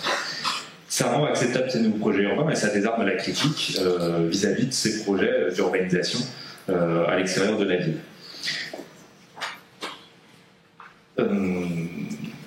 J'essaie de passer vite. Alors, la question, c'est qu'effectivement, on est dans une forme d'urbanisme qu'on peut appeler néolibéral. Pourquoi ? D'une part, parce que l'État se repositionne. L'État ne vient pas agir directement, contrairement aux grands projets dont on a parlé tout à l'heure, les grands ensembles, etc., dans lesquels l'État avait la main directement sur les territoires. Ici, l'État gouverne à distance, c'est-à-dire qu'il pilote par des labels, par des prix, par des chartes, par des conventionnements. On le voit aussi dans le cas de la rénovation urbaine, dans d'autres types de dispositifs. Et il gouverne par les donneurs, c'est-à-dire qu'il va gouverner en vous donnant un prix. Et en fait, donner un prix, donner un label, c'est effectivement orienter la production urbaine, puisque les acteurs vont chercher à se conformer aux attendus. C'est aussi une mise en concurrence des territoires, on joue pleinement là-dedans, puisque quand on met un prix, on va distinguer les meilleurs parmi les autres. Et puis ça a des effets en termes de standardisation, de technicisation, puisque pour atteindre le prix, pour avoir le prix, il va falloir se conformer à des objectifs de performance. Et en réalité, une grande partie de la production va tourner autour de la performance énergétique, qui va être un enjeu crucial de la manière dont on va produire ces projets. Là encore, la conclusion qu'on peut en tirer, c'est que finalement, on a une forme de dépolitisation de la production urbaine, puisqu'on va non pas interroger l'objectif de cette ville durable, mais interroger simplement les manières d'y aller. Comment est-ce qu'on va remplir ces objectifs-là ? Comment est-ce qu'on va produire un discours autour de ces objectifs ? Et ça va très largement désarmer les critiques, puisqu'une fois qu'un projet est labellisé, on a des difficultés à expliquer qu'il est certes labellisé ville durable, mais il n'est pas bon pour l'environnement. Deuxième grande critique qu'on peut avoir, je suis passé un peu vite, mais on aura le temps dans les discussions de revenir dessus. Est-ce que cette ville durable, elle s'adresse à toutes et tous ? Le positionnement qu'on peut avoir, c'est que cette ville durable, elle est sélective. Mais qu'on est passé, moi c'est mon interprétation, c'est qu'on est passé de forme de gentrification écologique à un encadrement des pratiques des habitants. Je vais vous l'expliquer en quelques mots. Quand le ministère en 2008-2009 a développé ces écoquartiers, on avait en tête les grands écoquartiers du nord de l'Europe, qui étaient les fleurons mondiaux de l'écologie. Mais le responsable de la démarche écoquartier du ministère, que j'interrogeais en 2010, me disait on ne veut surtout pas faire comme eux, parce qu'on ne veut pas créer des ghettos verts, on ne veut pas créer des quartiers pour bobos. Donc nous, on va faire ce qu'on sait faire en France, c'est-à-dire on va prendre en charge le social, et donc on va faire de la mixité sociale, donc on va faire du logement social. Donc c'était le grand postulat de se dire nous on va faire des écoquartiers mais on va faire du logement social à l'intérieur, ce qui va permettre d'éviter la ségrégation qui était la grande critique de l'époque. En réalité, qu'est-ce qui se passe ? Quand on analyse les projets, déjà c'est très dur d'avoir des données. On a très peu à grande échelle d'avoir les données précises de quel type de logements sociaux on a produit. On s'aperçoit qu'on a à peu près la moitié des projets d'écoquartier. Je parle d'une analyse qui a été faite en 2014-2015.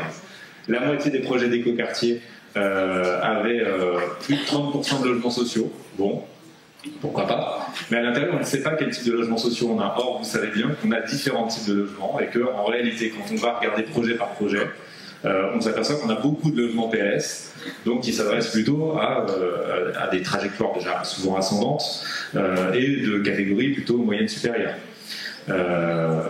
Donc on a cet enjeu-là. Et puis, évolution à partir de 2011-2012, ce fameux plus grand écoquartier de France à Grenoble, la ZAC de Bonne, vous avez peut-être entendu parler. En tout cas, ceux qui étaient en L3 m'ont entendu parler. Je regarde un leurs yeux, mais oui. Ce grand écoquartier de Grenoble, qui avait été mis en avant, on a des analyses de la performance énergétique de ce quartier-là. Et on s'aperçoit qu'effectivement, c'est pas du tout ce qu'on avait imaginé. On est à peu près à 2 fois plus de consommation énergétique que ce qui était prévu. Et là, au ministère, on s'interroge beaucoup, en se disant, ce que nos ingénieurs avaient prévu en chambre, dans leur laboratoire comme étant au top du top, ça ne marche pas. Qu'est-ce qui pose problème ? Eh ben, ce qui pose problème, ça va être les habitants. C'est que les habitants n'agissent pas comme on veut qu'ils agissent. Et donc, on va avoir un ensemble de dispositifs qui vont se mettre en place à partir des années 2010 pour encadrer les comportements de ces habitants. Avec l'idée qu'il va falloir construire un modèle d'habitants qui soit des éco-responsables, des éco-habitants dans ces éco-quartiers.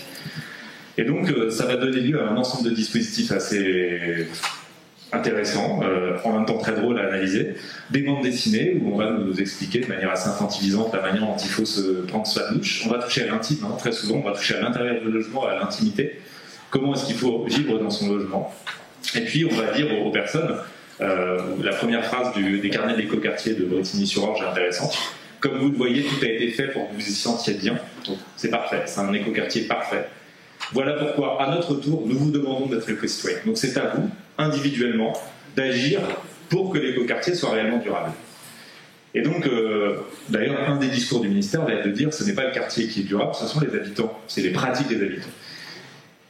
Ici, j'ai mis un petit cas à Marseille parce qu'il est aussi intéressant, on ne s'adresse pas à n'importe quels habitants. Quand on construit un modèle d'habitant, c'est un habitant qui à 15h a fini de travailler, qui va aller au potager, qui le midi a pu manger dans une brasserie pendant 2 heures, qui a beaucoup de temps pour s'investir, pour vivre, qui n'a pas de problème financier, qui est très conscient de son empreinte écologique, qui va pouvoir agir sur tous les plans et qui a vu ces phénomènes-là depuis son balcon.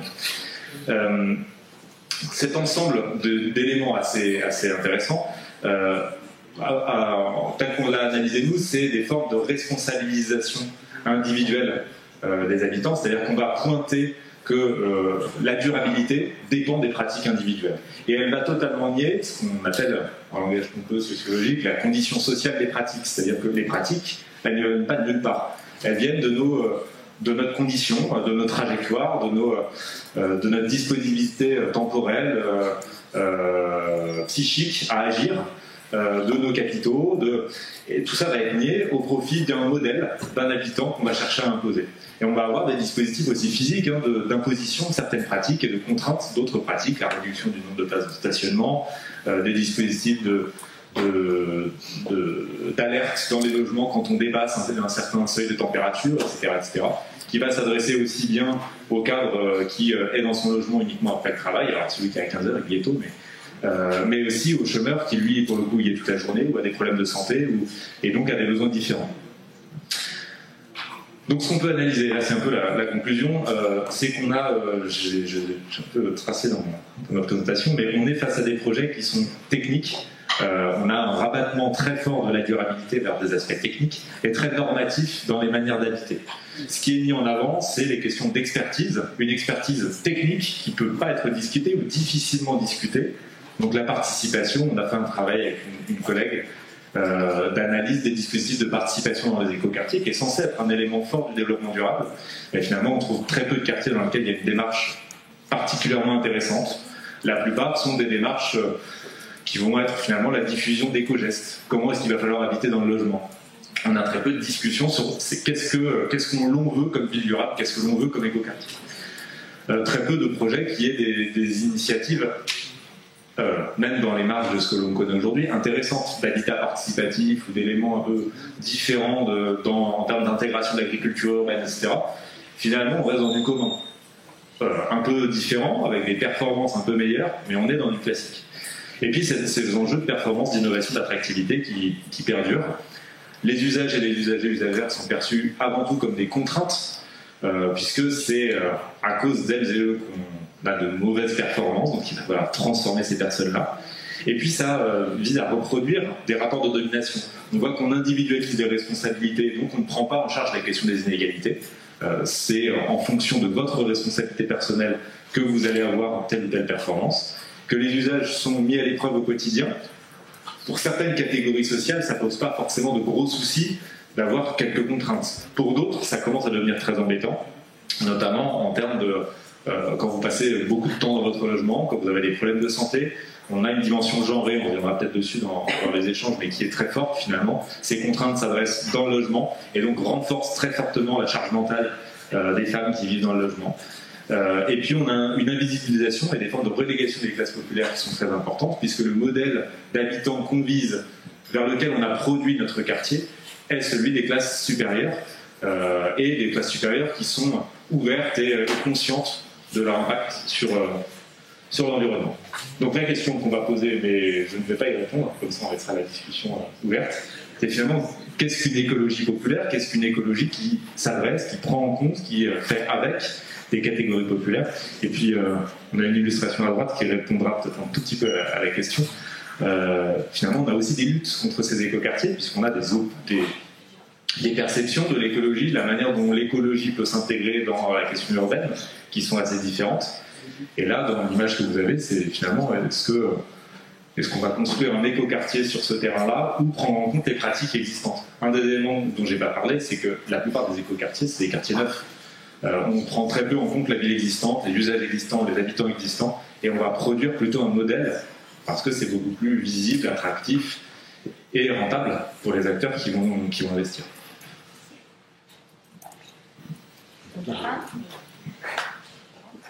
C'est bon.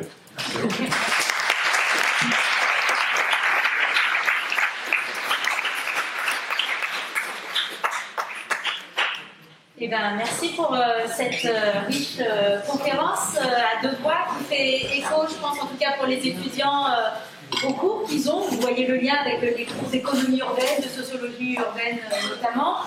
Vous voyez le lien aussi avec les cours d'urbanisme durable que j'ai pu donner les dernières années, qui sont repris par Vanessa désormais, et du coup aussi cette approche critique qui fait écho, je pense aussi au retour que les étudiants faisaient dans le cours, avec ils ont eux-mêmes déjà, pour certains, une approche critique de la durabilité des quartiers durables. Donc là, je pense que cette remise en contexte et en perspective était très riche pour eux. Et dernier petit mot, juste pour faire écho aussi aux étudiants qui sont présents. Voilà, je pense que vous êtes des futurs professionnels, on vous forme à être des futurs professionnels de la fabrique urbaine. Donc certes, vous allez vous inscrire pour certains peut-être dans cette perspective-là. Après, c'est important aussi en tant que formation universitaire, que vous ayez aussi un regard critique sur ce que vous allez peut-être être amené à faire, ou peut-être le pas de côté que vous serez amené à faire, un décalage dans vos propres pratiques. Donc on trouvait ça très intéressant et on vous remercie pour la conférence que vous avez pu donner aujourd'hui. Il nous reste 20 minutes pour les questions. Alors, comme c'est souvent dur de lancer la première, je vais proposer à Emmanuel Matheudy de lancer la première. Comme ça vous laisse le temps de réfléchir.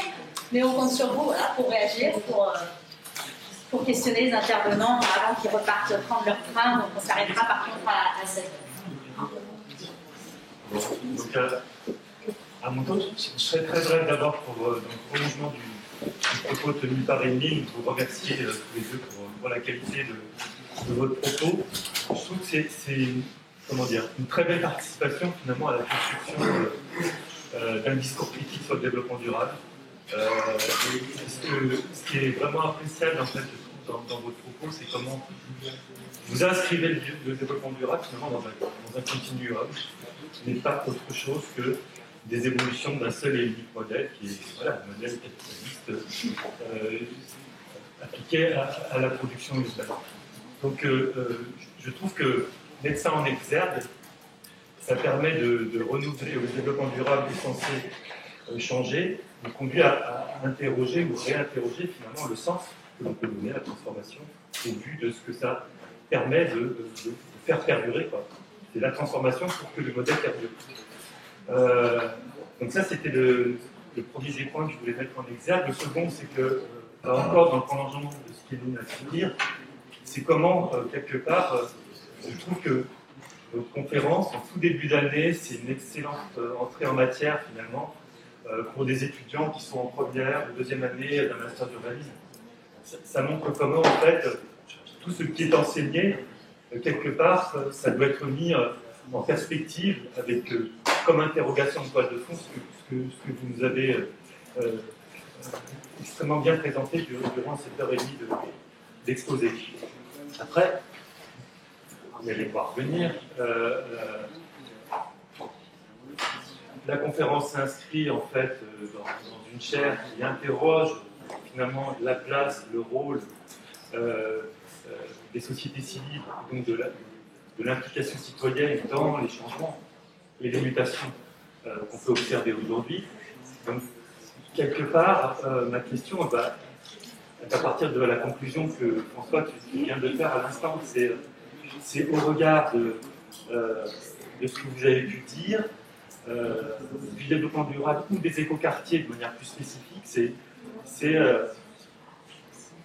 au regard des expériences que vous avez pu observer, où se situent les initiatives citoyennes, si jamais il y en a. Alors, on voit comment il y en a qui peuvent être contre, et l'exemple de Dijon que vous évoquez dans le livre, pour moi, il s'inscrit dans cette perspective. C'est un mouvement zadiste, quelque part, parce qu'il pourrait être exclu des terrains qu'il occupe, va lutter pour rester sur place.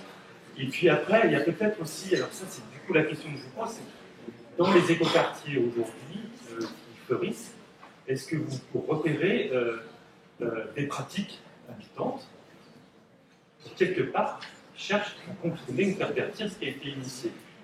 Il y a ce qui est de l'ordre de l'encadrement des pratiques, comme vous venez de le dire, parce qu'on se rend compte que ça ne marche pas, donc on cherche à encadrer. Après, il y a peut-être ce qui relève des initiatives habitantes et de comment on pervertit quelque chose, on le contourne par le biais de ce qu'un collectif est en capacité d'initier indépendamment des politiques publiques. Il y a cette première question-là. Et puis l'autre question, c'est, à vous écouter, c'est on se dit, quid de l'avenir et comment essayer de faire bouger les lignes. Et si on fait bouger les lignes, quelle est la place, finalement, voilà, de l'habitant, du citoyen, dans tout ça. Parce que là, on est encore dans la dénonciation de quelque chose, et du coup, c'est comment on essaie d'imaginer autrement les choses à partir de, finalement, de ce que vous produisez au travers de vos recherches. Je me permets de partir sur un début de réponse. Mais en prenant peut-être la casquette plutôt de l'enseignant, parce que je trouve qu'il y a quelque chose d'intéressant là-dedans. Le développement durable qui nous promet être une rupture, etc., est compliqué à appréhender. Mais ce qu'on voit aujourd'hui dans les échanges j'imagine que vous avez eu ce matin, peut-être avec le maire de Vitrolles, c'est ça, hein, qui est venu, c'était souvent quand on interroge les acteurs, quand on les amène à présenter un peu leur travail devant les étudiants, on voit qu'ils sont face à des problèmes qui les dépassent. Ils se sentent souvent dépassés par beaucoup de choses. Et ça remet en question beaucoup de pratiques que l'on peut avoir professionnelles. Je pense que les urbanistes, aménageurs, même si les termes sont moches, sont aujourd'hui confrontés à mais je ne sais pas comment je vais pouvoir résoudre tel sujet, parce que j'ai des injonctions contradictoires, parce que l'avenir est compliqué économiquement, etc. Et je vais avoir des remises en question permanentes de mes pratiques. Ce que fait là où vient le développement durable et les questions de transition, et qui, à mon avis, je trouve très bien que les personnes s'interrogent sur le demain. Comment va se passer demain ? Et notamment, je pense qu'une formation de master dans ces disciplines-là, ça a pour objectif, avant tout, je pense qu'avant de donner des bases réglementaires, etc., ça a pour objectif de faire en sorte que nos étudiants soient en capacité d'être réflexifs, c'est-à-dire de se poser des questions sur leur pratique. Quand ils seront des futurs professionnels, d'être en capacité de se dire mais peut-être qu'on peut faire autrement, peut-être que d'autres font autrement, peut-être pourquoi est-ce qu'on me demande de faire ça, et d'être en capacité de se poser des questions, quelle que soit l'action qu'on met en œuvre. Là où le développement durable pose problème, selon moi, c'est qu'il apporte des solutions faciles à des problèmes qui sont très compliqués et qui dépassent simplement la question technique, qui sont des problèmes éminemment politiques, et on vient apporter une réponse technique à ça, des bonnes pratiques, des modèles, des belles images auxquelles on va se conformer. On va construire l'idée qu'on va s'adresser à des habitants fictifs, que ce soit par des dispositifs de marketing ou par le projet urbain qui va se construire à partir de modèles de pratiques. C'est ce qu'on a déjà retrouvé dans l'histoire, hein, la construction des grands ensembles, c'était aussi la construction d'un habitant idéal typique et qui a posé un certain nombre de problèmes derrière, qui a donné lieu à des réflexions, et finalement une des portes de sortie, ça a été de se dire peut-être que le pavillonnaire, alors qu'on critique par ailleurs, mais le pavillonnaire est une manière aussi de répondre au fait que les habitants ne trouvaient pas leur place forcément dans ce qui avait été produit. Donc, voilà, je le prends en tant qu'enseignant, je trouve intéressant de le poser comme ça. Après, sur les initiatives citoyennes, c'est compliqué, effectivement. On disait tout à l'heure, le label, le prix vient quand même largement anesthésier des initiatives qui sortent du cadre. Néanmoins, il en existe, alors des initiatives qui peuvent être contre, mais en général qui proposent autre chose. Peut-être que Mathieu, tu reviendras sur d'autres expériences dans Besançon, j'imagine. Où on a, même volontiers, hein, on est contre, mais parce qu'on propose un autre modèle. On a une occupation de l'espace qui est autre et qui propose autre chose, une autre voie. Donc on n'est jamais contre, rarement contre, juste pour être contre. En général, c'est qu'on a autre chose en tête. Moi, dans ce que j'ai vu de manière beaucoup plus modeste dans les quartiers sur lesquels j'ai travaillé, qui n'étaient pas les grands éco-quartiers les plus connus, qui étaient des petits quartiers à Rennes, à Auxerre, pas vraiment labellisés, mais qui faisaient partie de cette dynamique-là, c'est aussi des formes d'appropriation et de détournement de la part des habitants. Ce qu'on observait déjà, et c'est pour ça aussi que la littérature des années 60 nous intéresse, c'est quand on a construit un autre modèle d'habité dans les années 60, qui était notamment incarné par l'urbanisme fonctionnaliste moderniste. On a une analyse fine de ces détournements et de ces formes de réappropriation de la part des habitants, d'initiatives qui se construisaient, mais on observe d'une autre manière ces formes de détournement-là. Je donne un ou deux exemples. J'ai travaillé sur un écoquartier à Auxerre dans lequel les habitants étaient des catégories populaires et qui ne comprenaient pas le principe de la conception bioclimatique comme on leur proposait. Les toitures végétalisées, ça paraissait déconnecté par rapport à la manière d'habiter qu'ils avaient pu avoir. Et donc on a eu des réappropriations de ces toitures végétalisées où les gens sont allés planter leurs propres fleurs sur les toitures. Alors ça ne marchait pas parce que c'est pas fait pour, mais on voit qu'on a des choses intéressantes de personnes qui se disent mais là on a des prises, on peut avoir des prises sur notre habité, on peut peut-être profiter de ce qu'on nous a proposé, on peut le détourner pour pouvoir habiter pleinement dans l'espace où on est. Dans d'autres cas, l'initiative citoyenne, elle renforce l'encadrement des pratiques. Là, c'était mon autre quartier, moi, à Rennes, dans lequel on a eu des initiatives citoyennes très fortes qui ont visé à l'encadrement des pratiques, qui ont visé à dire il va falloir que les autres habitants se conforment à ce qu'on va édicter. Finalement, les bonnes pratiques, le modèle de l'éco-citoyen, il a été construit aussi par des habitants eux-mêmes. Il n'est pas forcément uniquement construit par les institutions et par des acteurs qui viennent intervenir, mais aussi par des habitants. Et donc là, on a des conflits, des rapports de force qui se jouent localement. Je n'ai pas vraiment répondu, mais sur des contre-modèles peut-être. Ouais, on va peut-être ouvrir la parole tout de suite. Juste effectivement, moi je suis d'accord avec ce qui a été dit précédemment par rapport à François. C'est-à-dire que moi je vois dans la contestation sociale, y compris très conflictuelle, en fait une forme. Enfin, on la considère toujours en dehors de la participation. La participation fait rentrer seulement ce qui joue avec les règles du jeu, c'est-à-dire en gros ce qui va pouvoir réaliser moyennement le changement du nom de la rue et le fait de choisir un boulodrome ou une balançoire. Et je caricature, mais il y a quand même souvent cette dimension-là qui est. Les gens sont très agacés en plus dans ces quartiers qui sont souvent supposés être participatifs. Les gens qui se rendent au module participatif finissent par en partir très très agacés. Donc je sais que des fois ça produit de la politisation contre son gré. Mais effectivement, ouais, pour parler on a parlé des Antilles, il y a actuellement des demandes de résistance du côté de Besançon contre un écoquartier qui se construit sur en fait des jardins ouvriers qui sont autogérés. Et du coup là c'est assez intéressant. Il y a la même chose qui se joue à Paris autour du solarium, de la piscine dans le 92, parce qu'en fait on a concrètement des choses qui sont prétendument écologiques, prétendument à vocation sociale parfois, et on a en fait techniquement là une écologie populaire sans doute, parce qu'elle n'est pas forcément hyper, c'est pas un truc très théorisé, on n'est pas face à des militants écolos hyper organisés qui viendraient d'une puissance théorique pour l'appliquer, mais qui partent en fait de l'existant, avec souvent des gens issus de classes très populaires, hein, qui sont notamment ces jardiniers, le jardin ouvrier, c'est rarement, on va dire, l'intelligentsia politique, quoi. Et qui oppose une écologie politique et assez radicale à cette écologie capitaliste qui est le développement durable. Et donc en fait, on voit que là, il y a des contradictions et qui sont pointées. Donc je pense, moi, je vois quand même cet endroit-là, en fait. Puis après, il y a les détournements quotidiens, il y a les petites résistances du quotidien. Il me semble quand même que il y a ça. Et ça commence aussi à construire des organisations qui produisent des choses. Et qui font aussi en plus du lien, pour le coup, en dehors de la ville, puisque notamment ces luttes sur la question du jardin urbain, elles sont en lien avec les luttes d'agriculteurs pour les terres, à travers notamment un collectif qui s'appelle les soulèvements de la terre, etc. Donc la question du lien, en fait, entre... voilà, l'écologie est un espace de conflit, en fait. Le développement durable n'a pas écrasé toute forme d'écologie plus contestataire.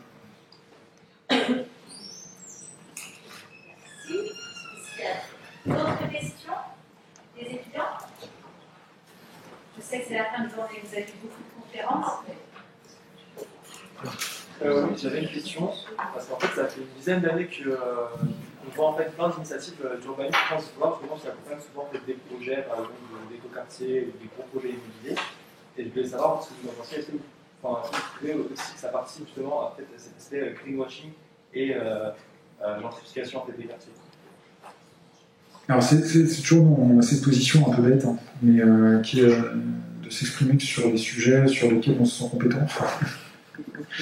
Cela dit, moi pour avoir suivi des mémoires de fin d'études sur ce sujet, j'ai éventuellement deux choses que je peux reprendre de ce que j'ai lu, quoi, sans ayant effectivement fait d'enquête sur le sujet. En fait, il y a un premier élément pour moi qui est assez central. C'est que c'est des nouvelles manières de constituer de la rente foncière. De deux manières, c'est-à-dire qu'on va occuper des territoires supposément vides ou supposément vierges, ce qui va permettre qu'ils ne se dévalorisent pas. Donc, ce qui joue aussi souvent des logiques, notamment d'anti-squat, qui sont vues là-dedans en disant si on n'occupe pas ces espaces-là, eh bien, ils vont être squattés, donc ils vont se dégrader, etc. Donc on va pouvoir y avoir des activités économiques qui vont se mettre en place, donc on a une valorisation immédiate, et on a une valorisation secondaire qui parfois en allant occuper un certain nombre de ces espaces momentanément en friche, hein, c'est bien ainsi que la friche, c'est qu'ils ont souvent une occupation préalable, on va changer leur image et donc potentiellement on va leur permettre de gagner en valeur et donc de pouvoir se revendre plus cher. Donc il y a un peu ces deux éléments qui cohabitent, ça c'est pour la vision économique. Sur la vision, en fait, après de ce qu'on en fait, c'est hyper variable, parce que, je peux reprendre le cas que documentait mon étudiante, il y avait Leila Mathias, je la cite, c'est elle qui a fait ce travail. Il y a, dans le cas du Grand Lyon, une grande diversité d'usages. C'est-à-dire qu'on va avoir d'un côté des incubateurs de start-up, donc là complètement dans une logique économique. On va avoir de l'urbanisme transitoire sur des choses de type friche ou artistique. C'est-à-dire qu'on va créer quand même des lieux d'accueil pour des artistes. Et bon, la plupart des artistes qui font la peinture murale, etc., ne sont pas forcément des gens qui crèvent d'argent, quoi. Donc ça crée aussi des possibilités pour d'autres activités d'exister. On a, alors, en plus c'est assez contestable comment c'est fait, mais il y a certains endroits où c'est utilisé pour faire du logement pour notamment des demandeurs d'asile, à travers des tiny house sans ombre, je le précise quand même. Et puis on va avoir tout un tas de choses intermédiaires là-dedans. Donc en fait on a un peu d'une manière une constitution de marché. En plus on voit apparaître des acteurs qui sont des bureaux d'études qui se spécialisent là-dedans parce que il est possible d'aller y gagner de l'argent. On voit des investisseurs se saisir de ça parce que ça ne coûte pas très cher, donc le potentiel de valorisation est maximal.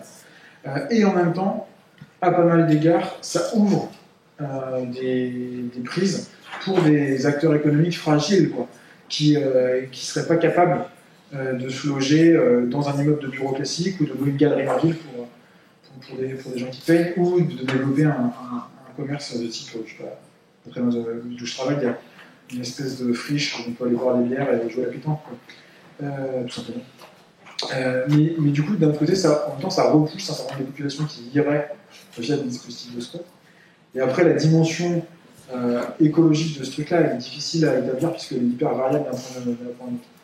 Dans certains cas, dans le fond, c'est quand même l'utilisation de l'existant. Donc plutôt que d'aller produire de la nouveauté, bah oui, rénover un vieux bâtiment ou une vieille friche industrielle, c'est plutôt pertinent. Dans d'autres, on va complètement raser, construire des constructions qu'on re-rasera dans 5 ans. Donc en fait, c'est difficile de répondre de manière univoque.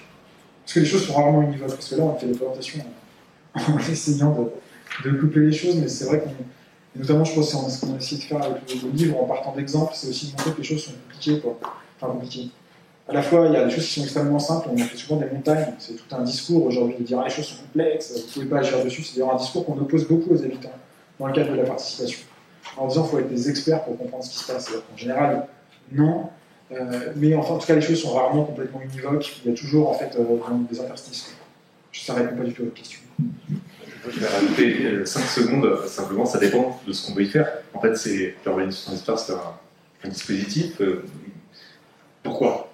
Est-ce que c'est s'intéresser, partir de l'existant, comprendre ce qui se passe, quelles sont les dynamiques existantes, les besoins, les attentes des habitants, etc., pour développer avec eux, elles et eux, un projet, répondre à leurs aspirations, etc., ou est-ce que c'est préparer le terrain à autre chose et les habituer à ce que le quartier va changer, faire venir des investisseurs?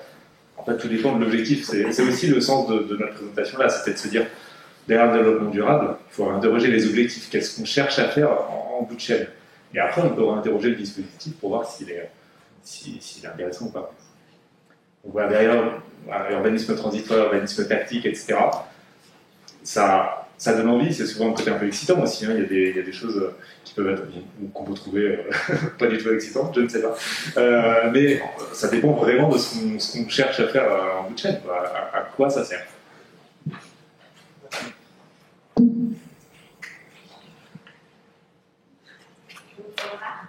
Question ? En restaurant, vous avez plein de questions sur la critique de l'urbanisme durable. Là, on vous offre cette question sur un plateau et vous développez ça.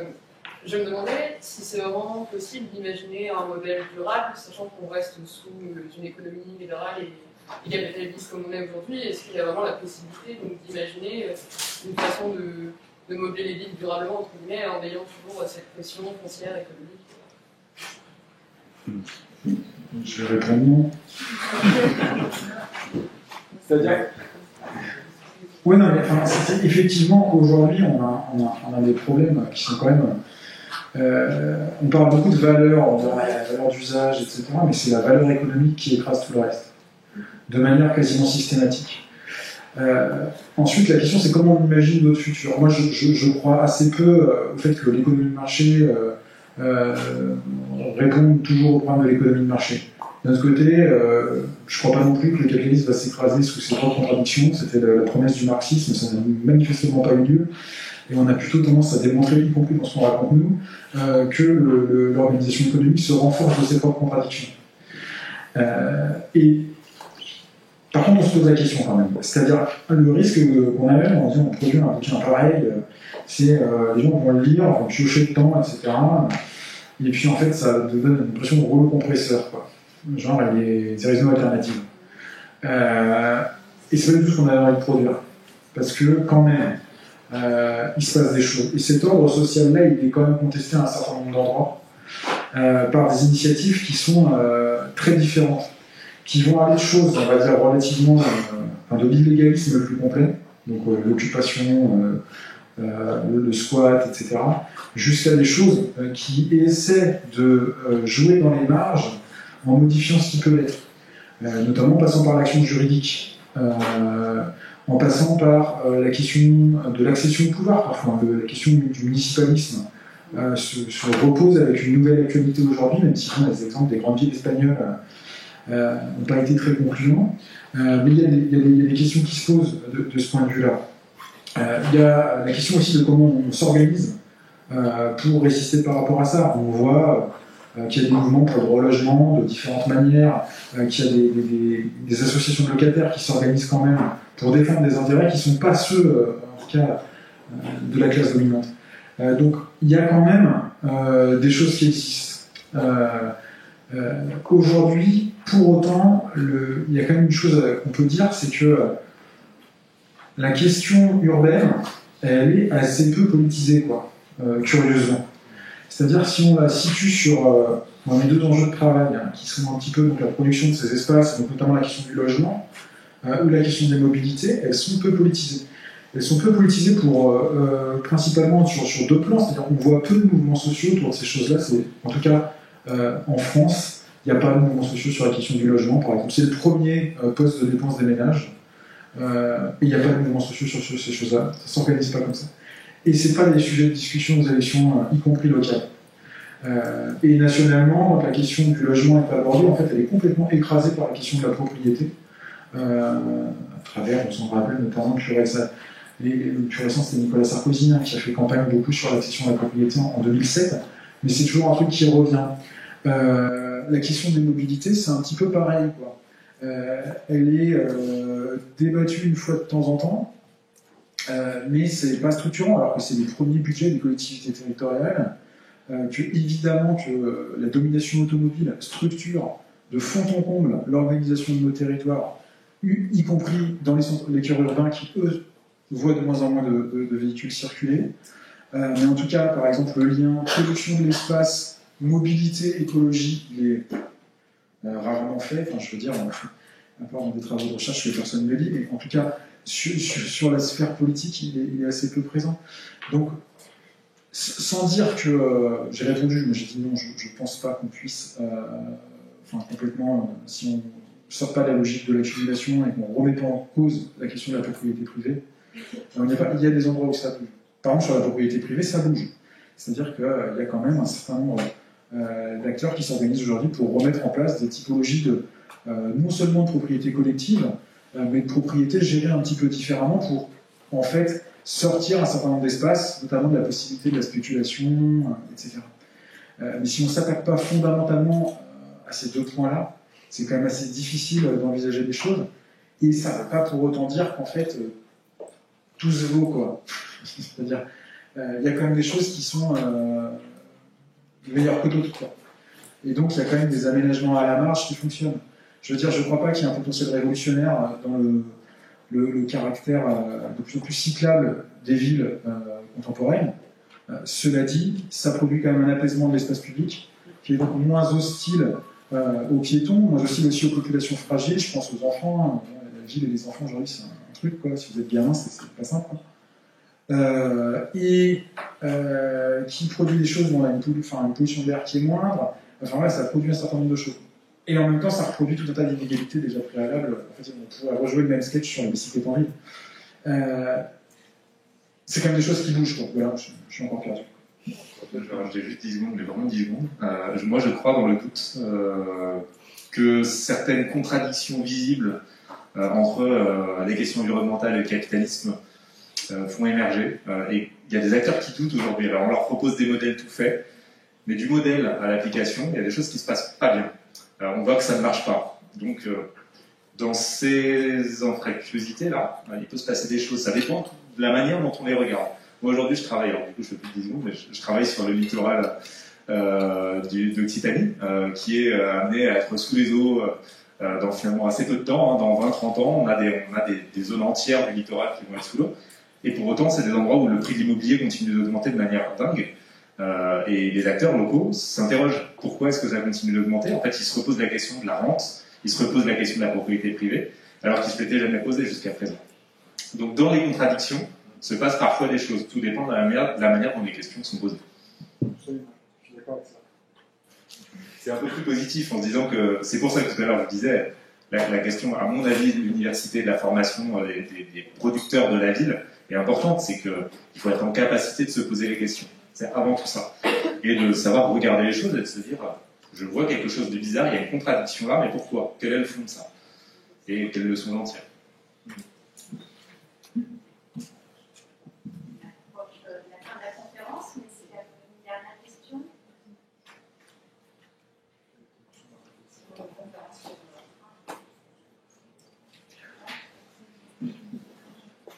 Alors, merci encore.